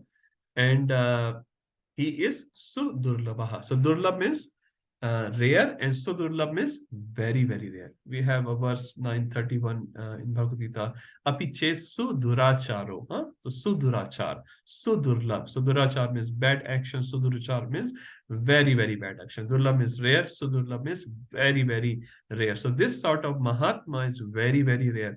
Why is called rare? Because all the other are still in Artho, Jigyasu or Artharthi category. Someone goes to Krishna for $1 million or something like that. He keeps going to Krishna for that. Someone is in distress. When he's in distress, he starts doing puja, Namo Narayan. And when the distress is gone out of life, he will say, goodbye, Narayan. We'll come back to you when the next problem comes of life. You don't physically say goodbye, but you forget Krishna. And when another Maya Devi slaps us, go back. Last time I went to that North Sydney ISKCON temple and my problem was solved. Let me go back again after 2 years or whatever time range it may be. So they are in that category. They have not done enough bhajan to become very stable. They have not done full surrender to Krishna. So Krishna is not calling them as Mahatma. Krishna is calling this person as Mahatma. What are the qualities? Nitya Yukta, Ek Bhakti Vishishate. And finally, they surrender to me. They understand Vasudeva Sarvamiti. Now, what is this Vasudeva Sarvamiti? Now, are we talking about this impersonal thing here, that Vasudeva is everything? So, Vasudeva is everything does not mean that Vasudeva is reduced to everything. But this is the energy of Vasudeva, like Rasoham Apsukonte, when we talk about that. Krishna is the taste of water. But is Krishna only the taste of water and nothing else? No, there's so many things. It's just one aspect. Just one aspect. Prabhasmi Shashi Suryo, that is one aspect. So when we talk about Vasudeva Sarvamiti, there's a very nice reference. I was just meditating on it, and I have put it on the screen because I don't remember this verse fully, to be honest. There's a verse in 1.228, this is Srimad Bhagavatam. It says, I'll just read it, very beautiful verse. Vasudeva Paraveda, Vasudeva Paramakha, Vasudeva Parayoga, Vasudeva Parakriya. Vasudeva Param Jnanam, Vasudeva Param Tapa, Vasudeva Paro Dharmo, Vasudeva Paragati. This very beautiful verse given in Srimad Bhagavatam, which tells what is this Vasudeva Sarvamiti. Vasudeva is everything. Does not mean you start worshipping your table or laptop from tomorrow. And this is also Vasudeva. No, this is the energy of Vasudeva, but this is not Vasudeva. An example also given when Narsingadev appeared from the pillar. So in that sense, pillar is also very auspicious, isn't it? It's the object of worship. Like when we go to Gokul Dham, we have a Ukhal. Ukhal Bandhan. Have you been to Gokul? I'm sure many of you would have been to Gokul and seen that Ukhal is still there. You worship Ukhal. But is that the ultimate object of your worship, that Ukhal? No, it's a worshipable object. It's not ultimate object of your worship. It's not ultimate object of your love. Ukhal, Ukhal, Ukhal. Pillar, pillar, pillar. Not like that. But it is auspicious because it's related to Krishna. But what is the most auspicious thing? Vasudeva Sarvamiti. That I need to surrender to Vasudeva because Mattaha Partaram na Anyat Kinchidasti Dhananjaya. Because there's no reality beyond this Vasudeva. So to that Vasudeva, who is like Sarvakaran Karanam, I surrender. So you see the mentality of this person, and that person, as per Krishna, Krishna is calling a Samahatma. He is a Mahan Atma. He's not saying Duratma. So he's a Mahatma, and that sort of Mahatma is Sudurlabha. So very beautiful verse, and because it contains, in one sense, the whole philosophy, what you need to do, what are your characteristics, what eventually you should think about, what you should be surrendering to, not bhajan to. So this verse is this is the verse for Gyanis. Gyanis were initially Gyanis, but later they get converted to a pure devotee. And Ramanujacharya also writes, how do they get converted to pure devotee? In the association of pure devotees. Like Narad Muni, for example, in the previous verse, he was the son of a maidservant. How did he become this Narad Muni? Because he associated with some sadhus in the Chaturmas. He served them, he took their remnants, he heard katha from them, and he also got the same tendency as those sadhus, and he perfected the tendency, and he Ajamil. He got some inclination after the discussion between Yamduta and Vishnuta, then he perfected. Similarly, the bija is given in our heart. Many of us are initiated as well or aspiring for some great spiritual master. Bija is given. Now, what you have to do? Perfect that bija. Without that perfection, Ajamil also had to perfect many times. People think Ajamil went back to Godhead straight away. No, he did not go straight away. He went after 15 years. Bhagavatam clearly says that. So the bija was given, and then he perfected. He practiced for 15 years. So now bija is given by Prabhupada or a spiritual master formally, but now we have to perfect it. And then you will also be in the category of Sab Mahatma Sudurlabha. And then Krishna, Prabhupada said in one of the lecture very nicely, he said, as I'm talking you face to face, you can also talk Krishna face to face. And the end of the life, you can go back to Krishna. In this very same life, you can go back to Krishna and talk to him face to face. So you can also become Sab Mahatma Sudurlabha. Once Prabhupada was speaking on this 12 Mahajan verses in Srimad Bhagavatam 6th canto, as soon as the verse finished, one devotee said to Prabhupada, Prabhupada, and you are the 13th Mahajan. And Prabhupada said, and you are the 14th. Prabhupada said to this devotee, you are the 14th. What does Prabhupada say? Prabhupada is not buttering. What he was saying, you also have the same opportunity to become a pure devotee. So Prabhupada said, you are 14th. He don't say, oh, no, not me. Not like that. He said, you are the 14th. So basically, Prabhupada is giving a great message. We all have that same opportunity. Same facilities given to all of us. Last example in this regard, the sun is giving light to everyone. But if you go in your room and lock your windows and lock your door, can the sunlight come in your room? No, sunlight cannot enter because you have chosen to close the curtain. You have chosen to close the window. Now you cannot see. The sun is giving light to everyone. So everyone has the same opportunity. We just have to practice and perfect it. And then Samahatma Sudurlabha. Okay. 720. Now, this is what we have discussed about the people who surrendered to Krishna.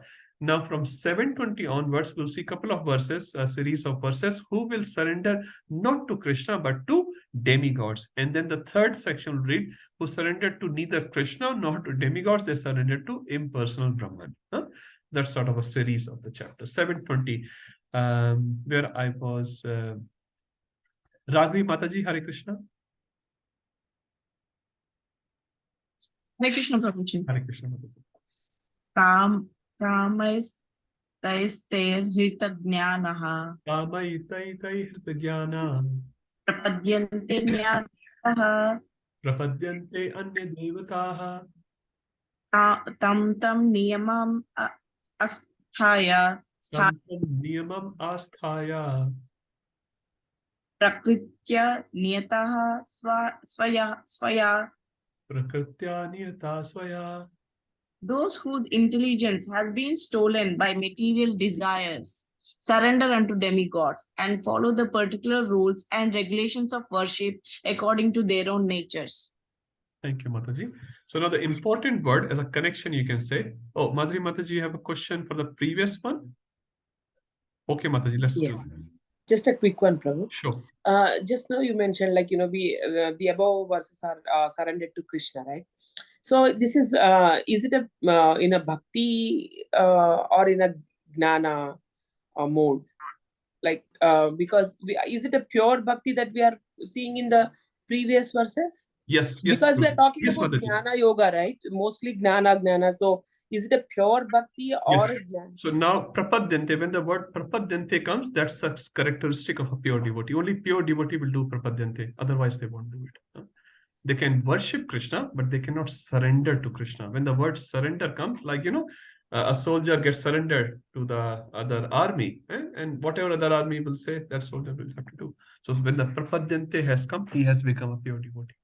So pure devotee with gnana. So there is no chance that a pure devotee, a person can become a pure devotee without gnana, right? No. So right. what Krishna is saying, those jnanis who started worshipping me surrendered to me. So this jnana, you can say from the beginning. Now this jnani is not just a jnani, he's a bhakta. He's a pure devotee Yes. now. So, but what he is referring to, like, 4 boys came to your school. One of them became a big boss. The dad guy, you remember Kittu used to come and play? Now he's the president of America. Something like that. So like that. So Gyanis, which Krishna was talking in few verses, saying that Gyani surrenders to me and he understands Vasudeva Sarvamiti. He's a Mahatma. He's very rare.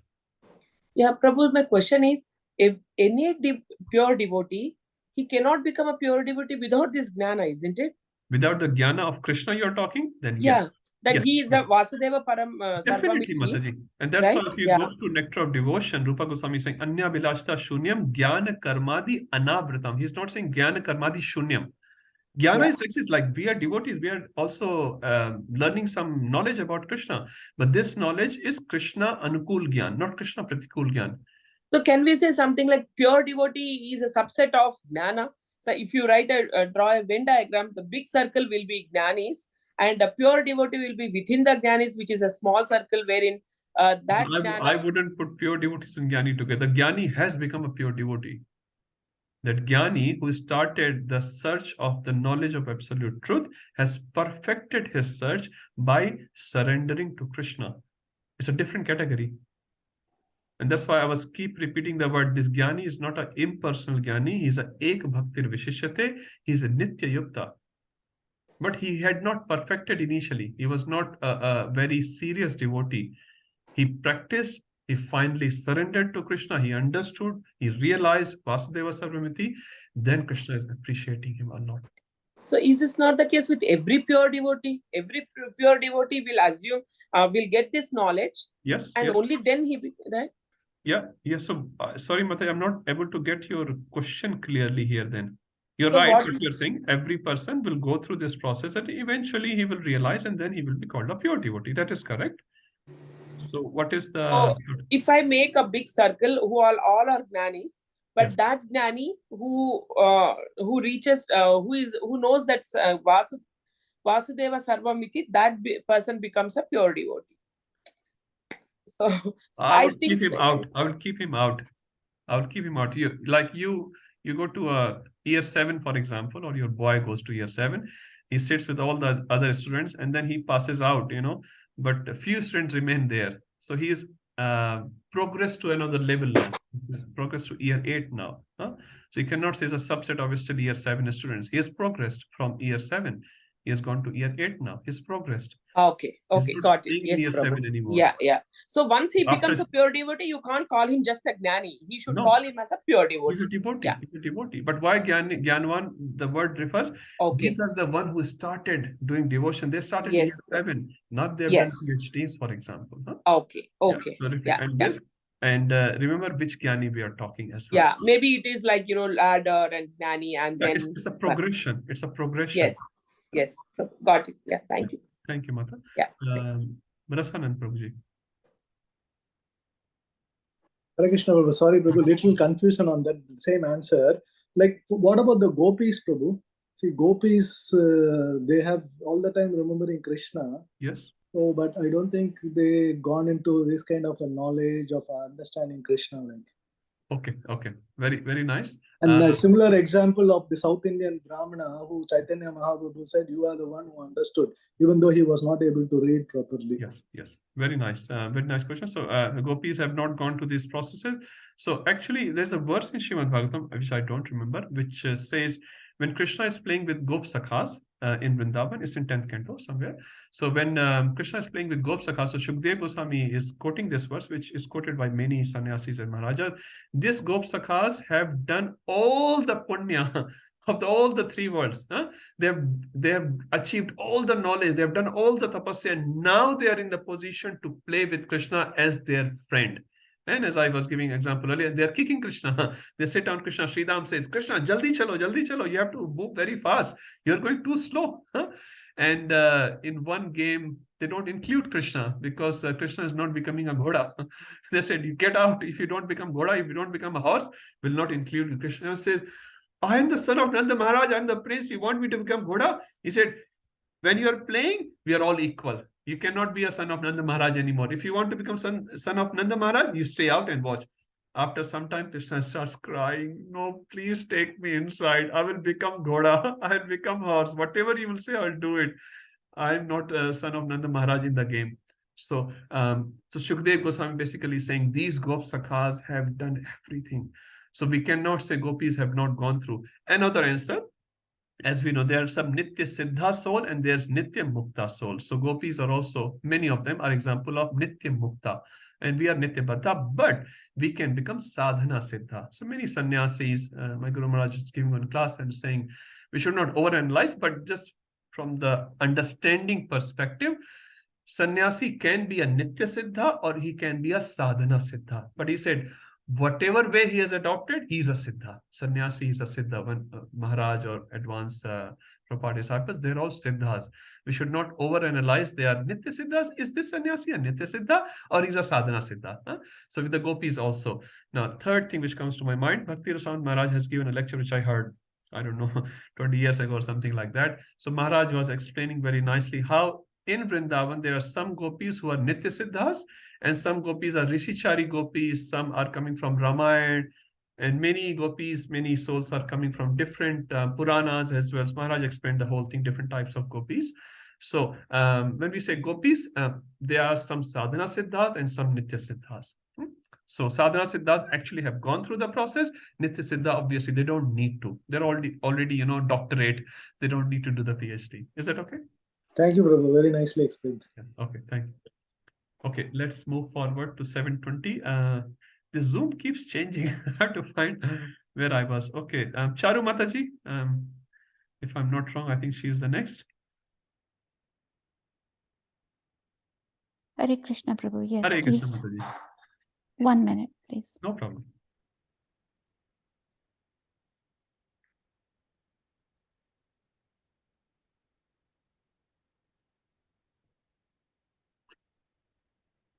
I thought we did this verse, right?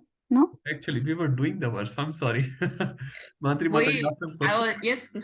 I was about to say we haven't finished this verse. Okay, no. Sorry, I was just answering the question of Madhuri Mataji. No problem. It's my mistake. See, Kaliuga Jiva.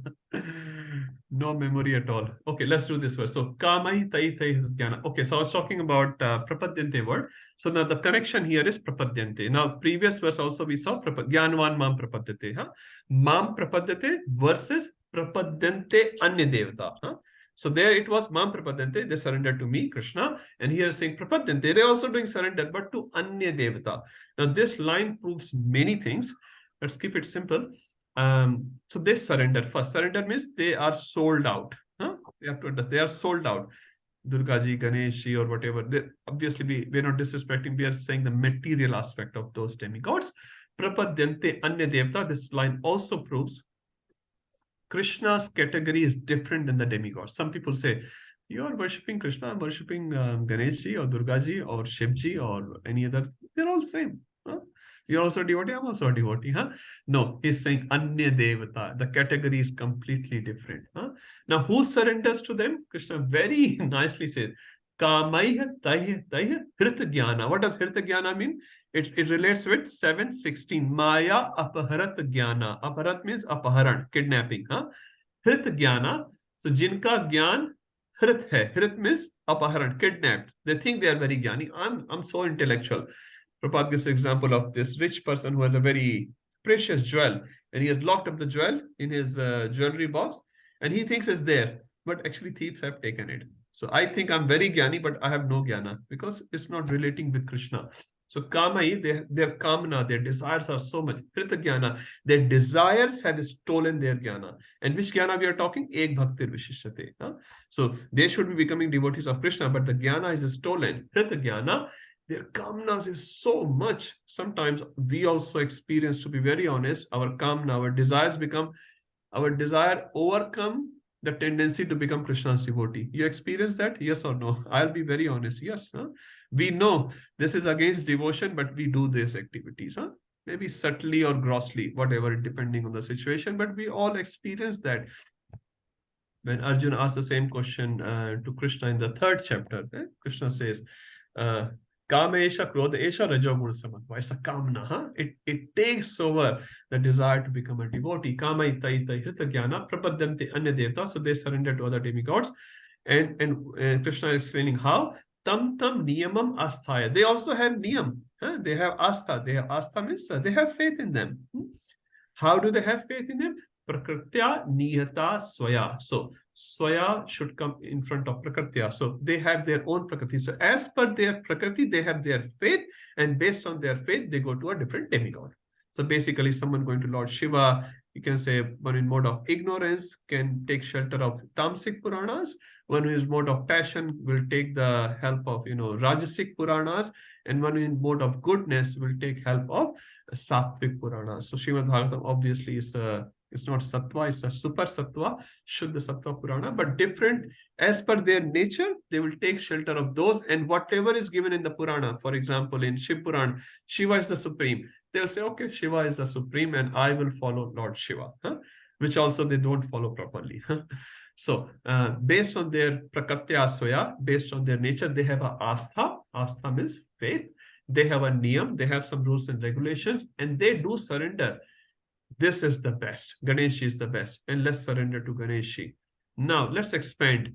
Now, here again, the focus is given on the person, not on the demigod. So we should not have any disrespect for any demigod. It's the person's approach to the demigod which is condemned, not the demigod here. Okay.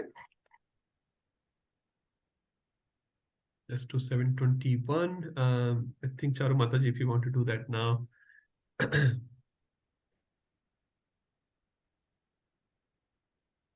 Maybe she's not there. Sakhi Radhika Mataji, would you like to do that?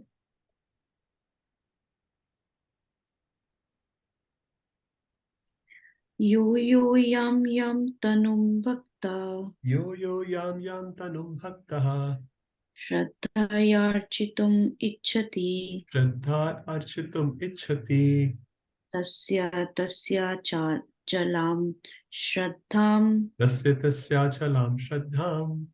Tam eva vidadhami aham. Tam eva vidadhami aham. I am in everyone's heart as a super soul. As soon as one desires to worship demigod, I make his faith steady so that he can devote himself to that particular deity. Thank you, Mother. So yo-yo, yam, so whoever means refers to person. Yam, whichever tanu. So yam refers to say demigod, yo-yo refers to the person. So yo-yo, whichever person wants to tanu refers to body, the sharir, form. Tanum bhakta, so whichever form, so again, different demigods are there, and whichever form he is attracted to, he has shraddhaya, architum ichhati, uski ichha hoti hai. He gets a desire to worship that form of a demigod. Tasya achalam shraddham. So tasya achalam. Achala means chala shraddha and achala shraddha. What is chala shraddha for a devotee? Ada shraddha. Huh? In the beginning there's shraddha. And nishtha is called achala shraddha. So chala shraddha is chalayman shraddha, weak faith. And nishtha means very strong faith. Huh? So chala and achala. Chala means chalayman. Today you worship this demigod, tomorrow you worship other demigod. Today you worship this you fast on Mangalwar, Tuesday, and tomorrow you fast on Friday because someone told you. If you do Friday fast, then you will get something. So that's it. So what I do, and Prabhupada writes, I am in everyone's heart because Krishna is in the heart and he knows what is your ichha. So whenever I see Krishna is saying, whenever I see that ichha of worshipping that demigod, that tanu, that form of that demigod, what I do, I make that shraddha achala. I make that shraddha very, very strong. Tam ev vidhami aham. Aham means I give that shraddha, achala shraddha in that demigod. Now this is sort of bewildering statement. Krishna is saying, if I suppose get shraddha in a Devi, and Krishna is saying, whenever he comes to know that I want to worship this Devi, Krishna sitting in my heart, make my shraddha, faith is strong in this Devi. I'm saying, why Krishna does that? He should make my shraddha less in the Devi and more in him. But what Krishna is saying, I make your shraddha more in that Devi, for example. Why does Krishna do that? Any ideas? I was attracted. I'm a foolish child. I was attracted to this Devi. And Krishna is saying, I will make your shraddha strong in this Devi. And actually says achala shraddha. Achala shraddha means fixed shraddha. Any ideas why Krishna is doing that? Because he's fulfilling your desire. Sorry, maybe one. Can you repeat again? Krishna is trying to fulfill your desire because you Krishna want to go to a demigod, and he's saying, yes, go towards him. He's giving that. Okay, nice. So as a nice father, Papa, I want this bicycle. Okay, beta, take bicycle. I'm giving you a BMW car. You want a bicycle? Go for it.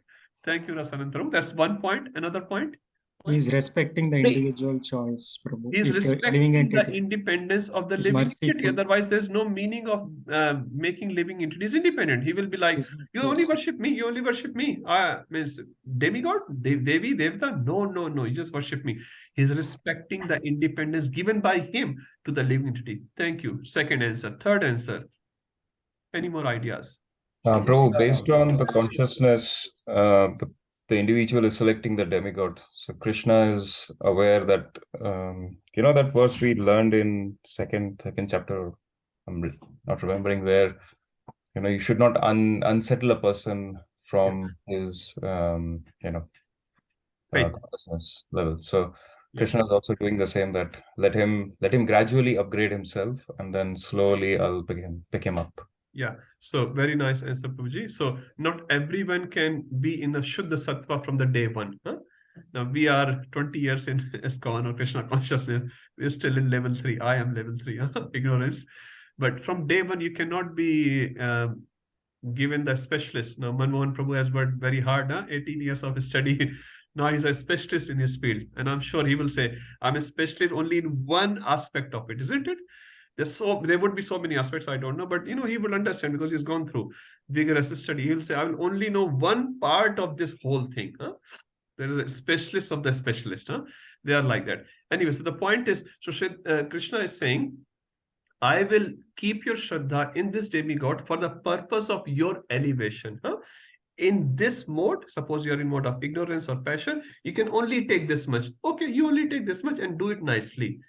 And later you will be upgraded, as Rupam Prabhu was saying. So if Jiva is in mode of ignorance, he will have Shraddha in the mode of ignorance demigods. For example, Lord Shiva and all that.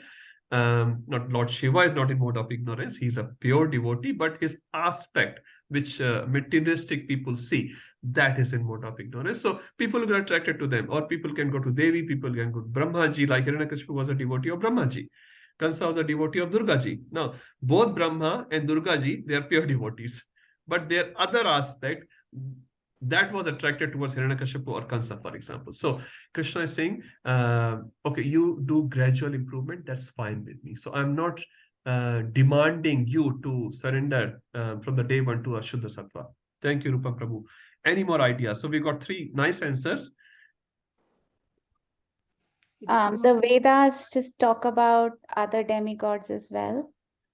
And so someone may have a doubt that why are other demigods being mentioned there? And therefore they may want to worship that demigod. And Krishna says, okay, go ahead and do it. At least from that will be the beginning. Some lifetime later you can be. Thank you, Mataji. Another aspect, Mataji, given very nicely. So he respects those demigods as well, because Krishna is the one who has selected this government. Now, what's the point of giving power to this MP and MLA when the president says, everyone should come to me for every problem? Isn't it? Now, president only has selected all these different MPs and MLAs. So he's respecting them. Okay, for this person, he goes to this Shiva or Durgaji or Ganeshji, no problem. You go and you both resolve between each other. And the last point, which I heard, very nicely said, Krishna is such a nice God. He's the supreme personality of Godhead. He's not worried about his own glorification. Rather, he's worried about this Jiva's elevation. This is what Chaitanya Charan Prabhu says very nicely. So he's not a boss which, suppose you go in a company and there's a simple manager there and you start glorifying that manager as a big boss, the biggest boss of the whole company. And the biggest boss of the whole company is sitting next to that manager. Will he like? Suppose you are the biggest boss of the company and someone praising a very, very simple manager in front of you. Will you like it? I will not. I am the boss and you are worshipping him as a boss. I will never like it. I have so much ego. But Krishna is not like that. He said, you glorifying Indra? No problem. You glorify Indra. But I'm concerned about your elevation. Really like that point. So Krishna is not bothered, not worried. Are you glorifying me or no? Because I am the boss. He is the boss. But still, if I don't appreciate him like that, he's still fine with that. He's such a nice, humble God. Okay, let's move to 722. Shraddha Mataji, you have a point to add?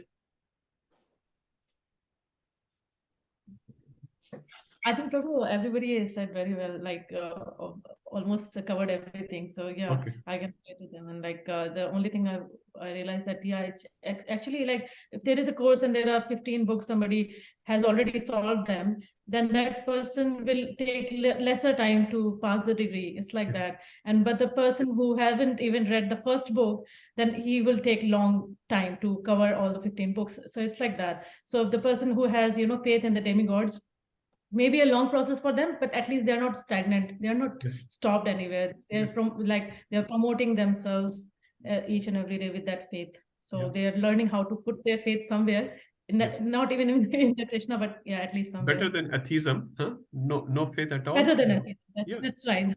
Yeah, that's right. And also in chapter 17.2, it says the people who worship demigods actually are in mode of goodness. So only mode of goodness people worship demigods. So very high actually. They're not Shuddha Sattva, but they are high. Prasanna Prabhu? Prabhu, just to add on. Sorry, I just have to leave, so I'm leaving. Sure, Thank you. Hare Krishna. Hare Krishna, Mataji. Thank you. Yes, Prasanna Prabhu? Prabhu, then you told one more shloka, Prabhu, like Akama, Sarva Kama, Moksha Kama. All these three, but they should worship Lord. So how do we reconcile these two? Yeah. Thank you, Prabhu. Prabhu is reading very nicely. Huh? So one is called a recommendation, one is called a concession. So recommendation means you go to a doctor and you have diabetes, doctor says, don't take any sweet. But doctor, I can't live without sweets. So doctor says, okay, beta, take one sweet every Tuesday.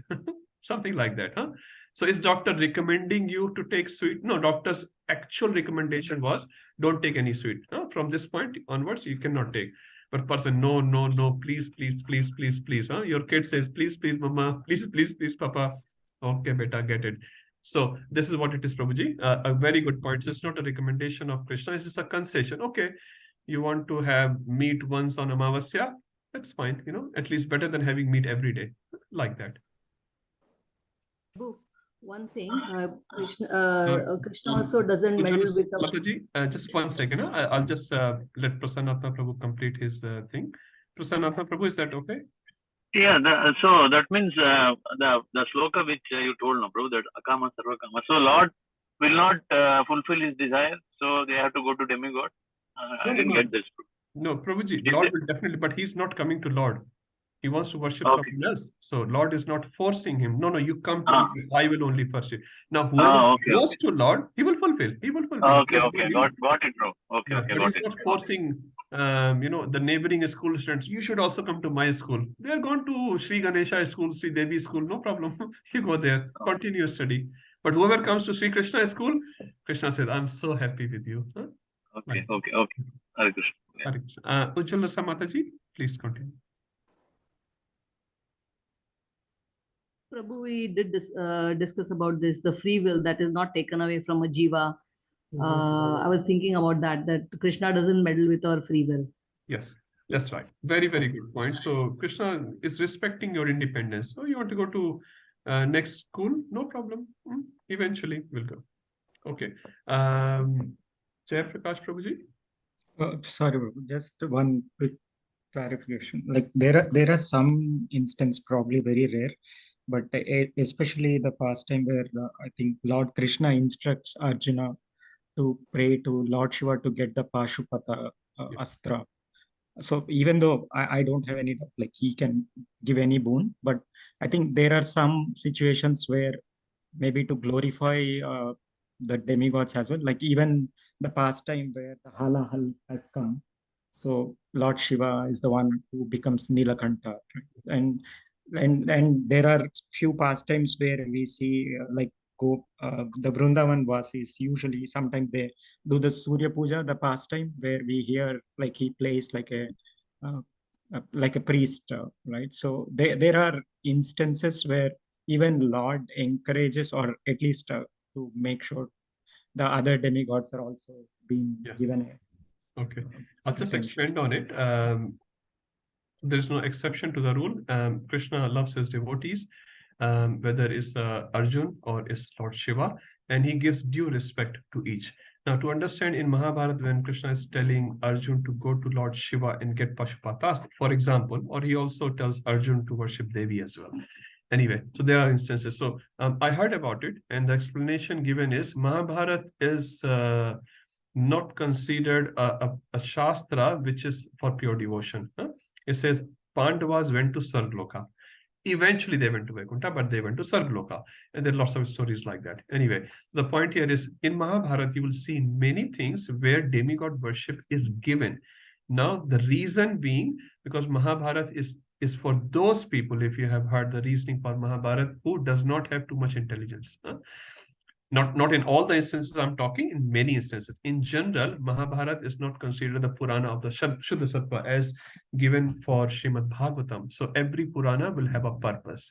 So similarly, in that Mahabharata, you'll see many instances where encouragement to Sargloka, even Indra, Lord Shiva, from those perspectives are given because of that reason. Because the purpose of that scripture is like that. But you will see glimpses of devotion as well present throughout. And a devotee will take those glimpses and will act on it. And as well as I said, he was respecting. In the same happened in Halaha Lila, he was trying to respect Lord Shiva like that. So, okay, Prabhu? Thank you, Prabhu. Yeah. Okay. Rasananda Prabhuji? Sorry, Prabhu. In continuation to this, sometimes when I talk with some of the others who are Shiva devotees and all, they say Lord Ram has done a puja for Lord Shiva and Rameswaram.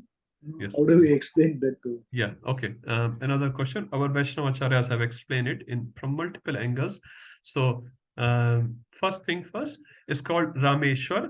So in Hindi, I'll explain in Hindi and I'll try to translate into English.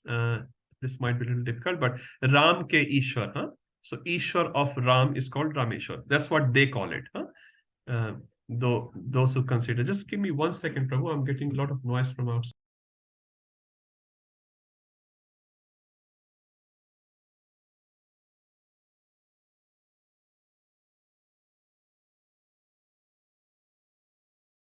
Sorry, there was a lot of noise coming.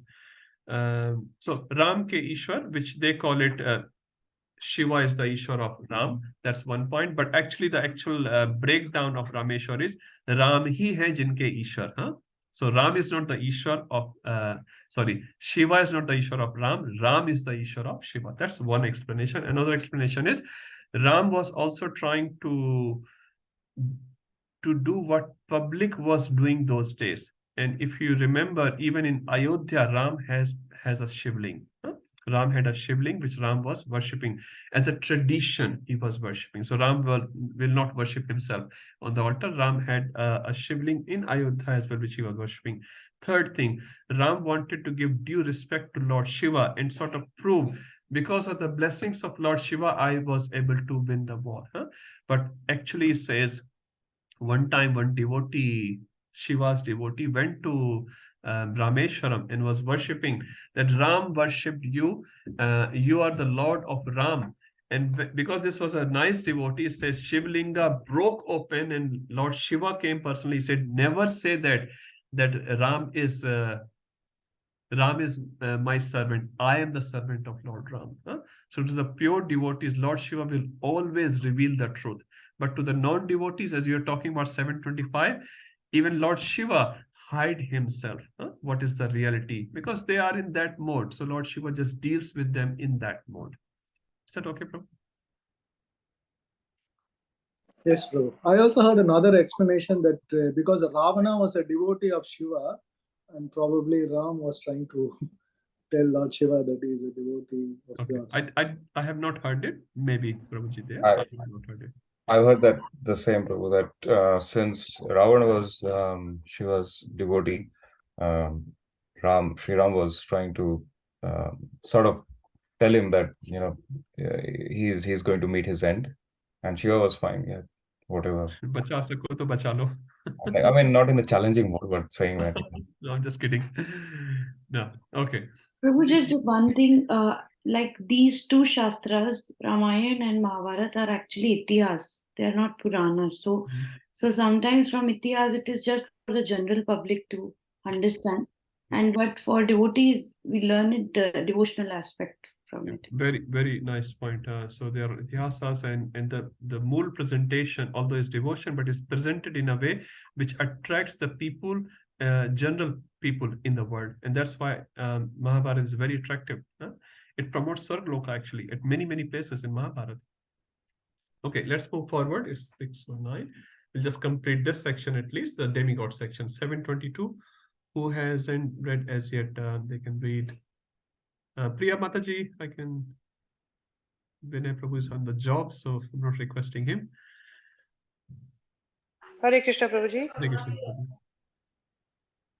Prabhu. Sataya Shraddhaya Yuktas. Sataya Shraddhaya Yuktas. Tasya Radhanam Tate. Tasya Radhanam Ihate. Labhate cha tata kamam. Labhate cha tata kamam. Maya vihitan hitam. Maya vihitan hitam. Endowed with such a faith, he endeavors to worship a particular demigod and obtains his desires. But in actuality, these benefits are bestowed by me alone. Hare Krishna. Thank you, Maharaj. So Sataya Shraddhaya Yukta. So he has Shraddha. He is Yukta with that Shraddha, with that faith. Tasya Aradhanam Ihate. He worships that demigod. So with the Shraddha which he has in his heart, he worships the demigod. And what is the result? Lavatecha Tataha Kaman. Labte means he achieves. He achieves those kamnas. So he is a kamna for a big house. He achieves the worship of a demigod. He achieves the house. And he's like, wow, it works. It works. Let me continue. But Krishna is saying, Maya eva vihitan hitan. But actually, those benedictions are given by me only. So who has given Durga ji or Shiv ji or Ganesh ji that power to give the boon to other people?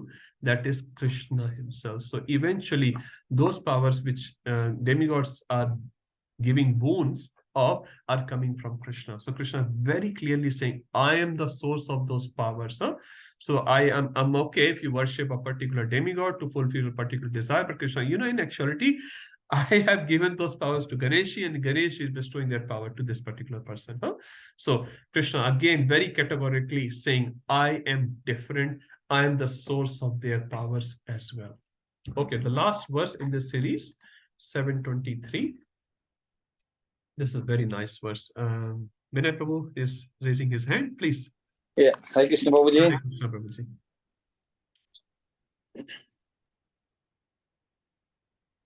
Anta phalam tesham. Antavatu phalam tesham. Tadbhavati alpamedhasam. Tadbhavati alpamedhasam. Devam deva jajo janti. Devan devayajo yanti. Madbhakta janti mamapi. Madbhakta yanti mam api. Translation: Men of small intelligence worship the demigods, and their fruits are limited and temporary. Those who worship the demigod to the planets of the demigod, but my devotee ultimately reach my supreme planet. Hare Krishna. Thank you, Prabhuji. So what is the result of that? Previous verse Krishna said, Labate chatatah kaman. They get the benefit. Huh? They get the benefit. That's there. But that benefit is Antavattu palamatesham. Antavattu means uska ant ho jayega. Huh? That will get finished. So that means that benefit is temporary. So although you got the benefit, but that benefit is temporary. Tad bhavati alpa medasam. So now Krishna is saying, medasa means refers to intelligence. Alpa means thoda. Kuncham kuncham. Huh? So alpa medasam, you have very kuncham here. Thoda thoda here. You have very small one here. In Lal Govind Prabhu's lecture, you will hear sometime. Chautha mala khali hai. So Krishna is not saying khali hai, thoda sa bhara hai. Chautha mala means you don't have much intelligence. I'm just translating. So tad bhavati alpa medasam. Alpa medasam, you're not so intelligent. Now, if you remember in 7:19, Krishna says, Gyanavan mam prapadyate. So Gyani mam prapadyate. If you have real intelligence, you'll be worshipping me. You'll be surrendering to me. So antavatu phalam tesham. So tu means definitely. Anyone remembers a famous shloka in Srimad Bhagavatam which has this word tu? Krishna's tu Bhagavan Swayam. Tu means but. All of these incarnations are there. Krishna's tu Bhagavan Swayam. Huh? So tu means definitely. So these phala which they have obtained, say in 722, which is definitely. Why? Because the demigods are temporary. Their abodes are temporary. So demigod boons will also be temporary, isn't it? Because whatever they have given is all temporary. They are all the part of material realm. So if there's an Indra today, tomorrow that Indra can become an ant. Loma Shrishi tells Indra, all these ants were Indra one day. So Indra can become ant. We were all Brahmas one day. So some Maharaj was saying, we should not think that we have never become Brahma. We have all become in the post of Brahma. Now we have come to the post of this human being. And tomorrow we can become a stool worm as well, if we don't go backwards. So, antavatu phalam tesham tad bhavati. So, if you are worshipping, sorry, I should say prapadyante, surrendering to the demigods, eventually Krishna is saying, you are alpa medasam. You're not so intelligent. You're not so intelligent. Because their phala, their benefits which you achieve from them is temporary. Now, the last line here says, Devan devayajo yanti. Yanti means achieve. So, they will achieve if they worship the demigod very, very well. Suppose some worshipper of Indra. So you get a benefit from Indra, that's one thing. But if you want to get the biggest benefit from Indra, what you can get? Indra, can you take me to the Sarvaloka? So Indra will say, okay, you can, if you have performed, this much tapasya, you can come to the Sarvaloka. But when you are in Sarvaloka, how long Indra can hold you? Maximum. Till the time he is there, isn't it? If your house is on mortgage, your friend or brother comes from India, how long you can allow your brother to stay in your house? Till the time you are allowed. You stop paying the mortgage, the bank will say, get out. You have to get out. And then your brother can stay in that house? No. So when Indra will go, maximum I'm talking, you also have to go. So maximum you will get Devan Devijo Yanti. And the last line Krishna says, Mad Bhakta Yanti Mamapi. Mera Bhakt, my devotee will come back to me. So the max you can get is go back to the abodes of the demigod. You go to Indra Loka, you go to some other Loka, Chandra Loka. But what will happen? Whatever benefits you have achieved, they are temporary because they themselves are temporary. Their position is temporary. Their bones are temporary. So what will happen? Devan Devajayot, you will go back and come back. Chine Purne Mritti Lokam Vishanti 920. And then finally Krishna says, Mad Bhakta Yanti Mampi. Again, Krishna is differentiating. I am very different. I am not one of those demigods. Matta Partaram Na. Okay, I'll stop here. So this is a section which explained from 7:20, 21, 22, 23, 4 verses. One who surrenders to Other than Krishna means a demigod. Now, next section 24 will start, one who surrenders to impersonalism. 6:16, if there's any quick questions, I can take, otherwise we can stop. Okay, silence is good. Everyone wants to get out of this class. Everyone is hungry. Please proceed. So we'll see you next week, same time at 4 o'clock, and we'll probably finish this chapter next week, around 7 verses to go. Okay. Hare Krishna, Srila Prabhupada ki jai, Srimad Bhagavatam ki jai, Gaur Premanande, Hari Hari. Hare Krishna. Hare Krishna. Thank you, Prabhu. Thank you. Hare Krishna. Thank you. Hare Krishna.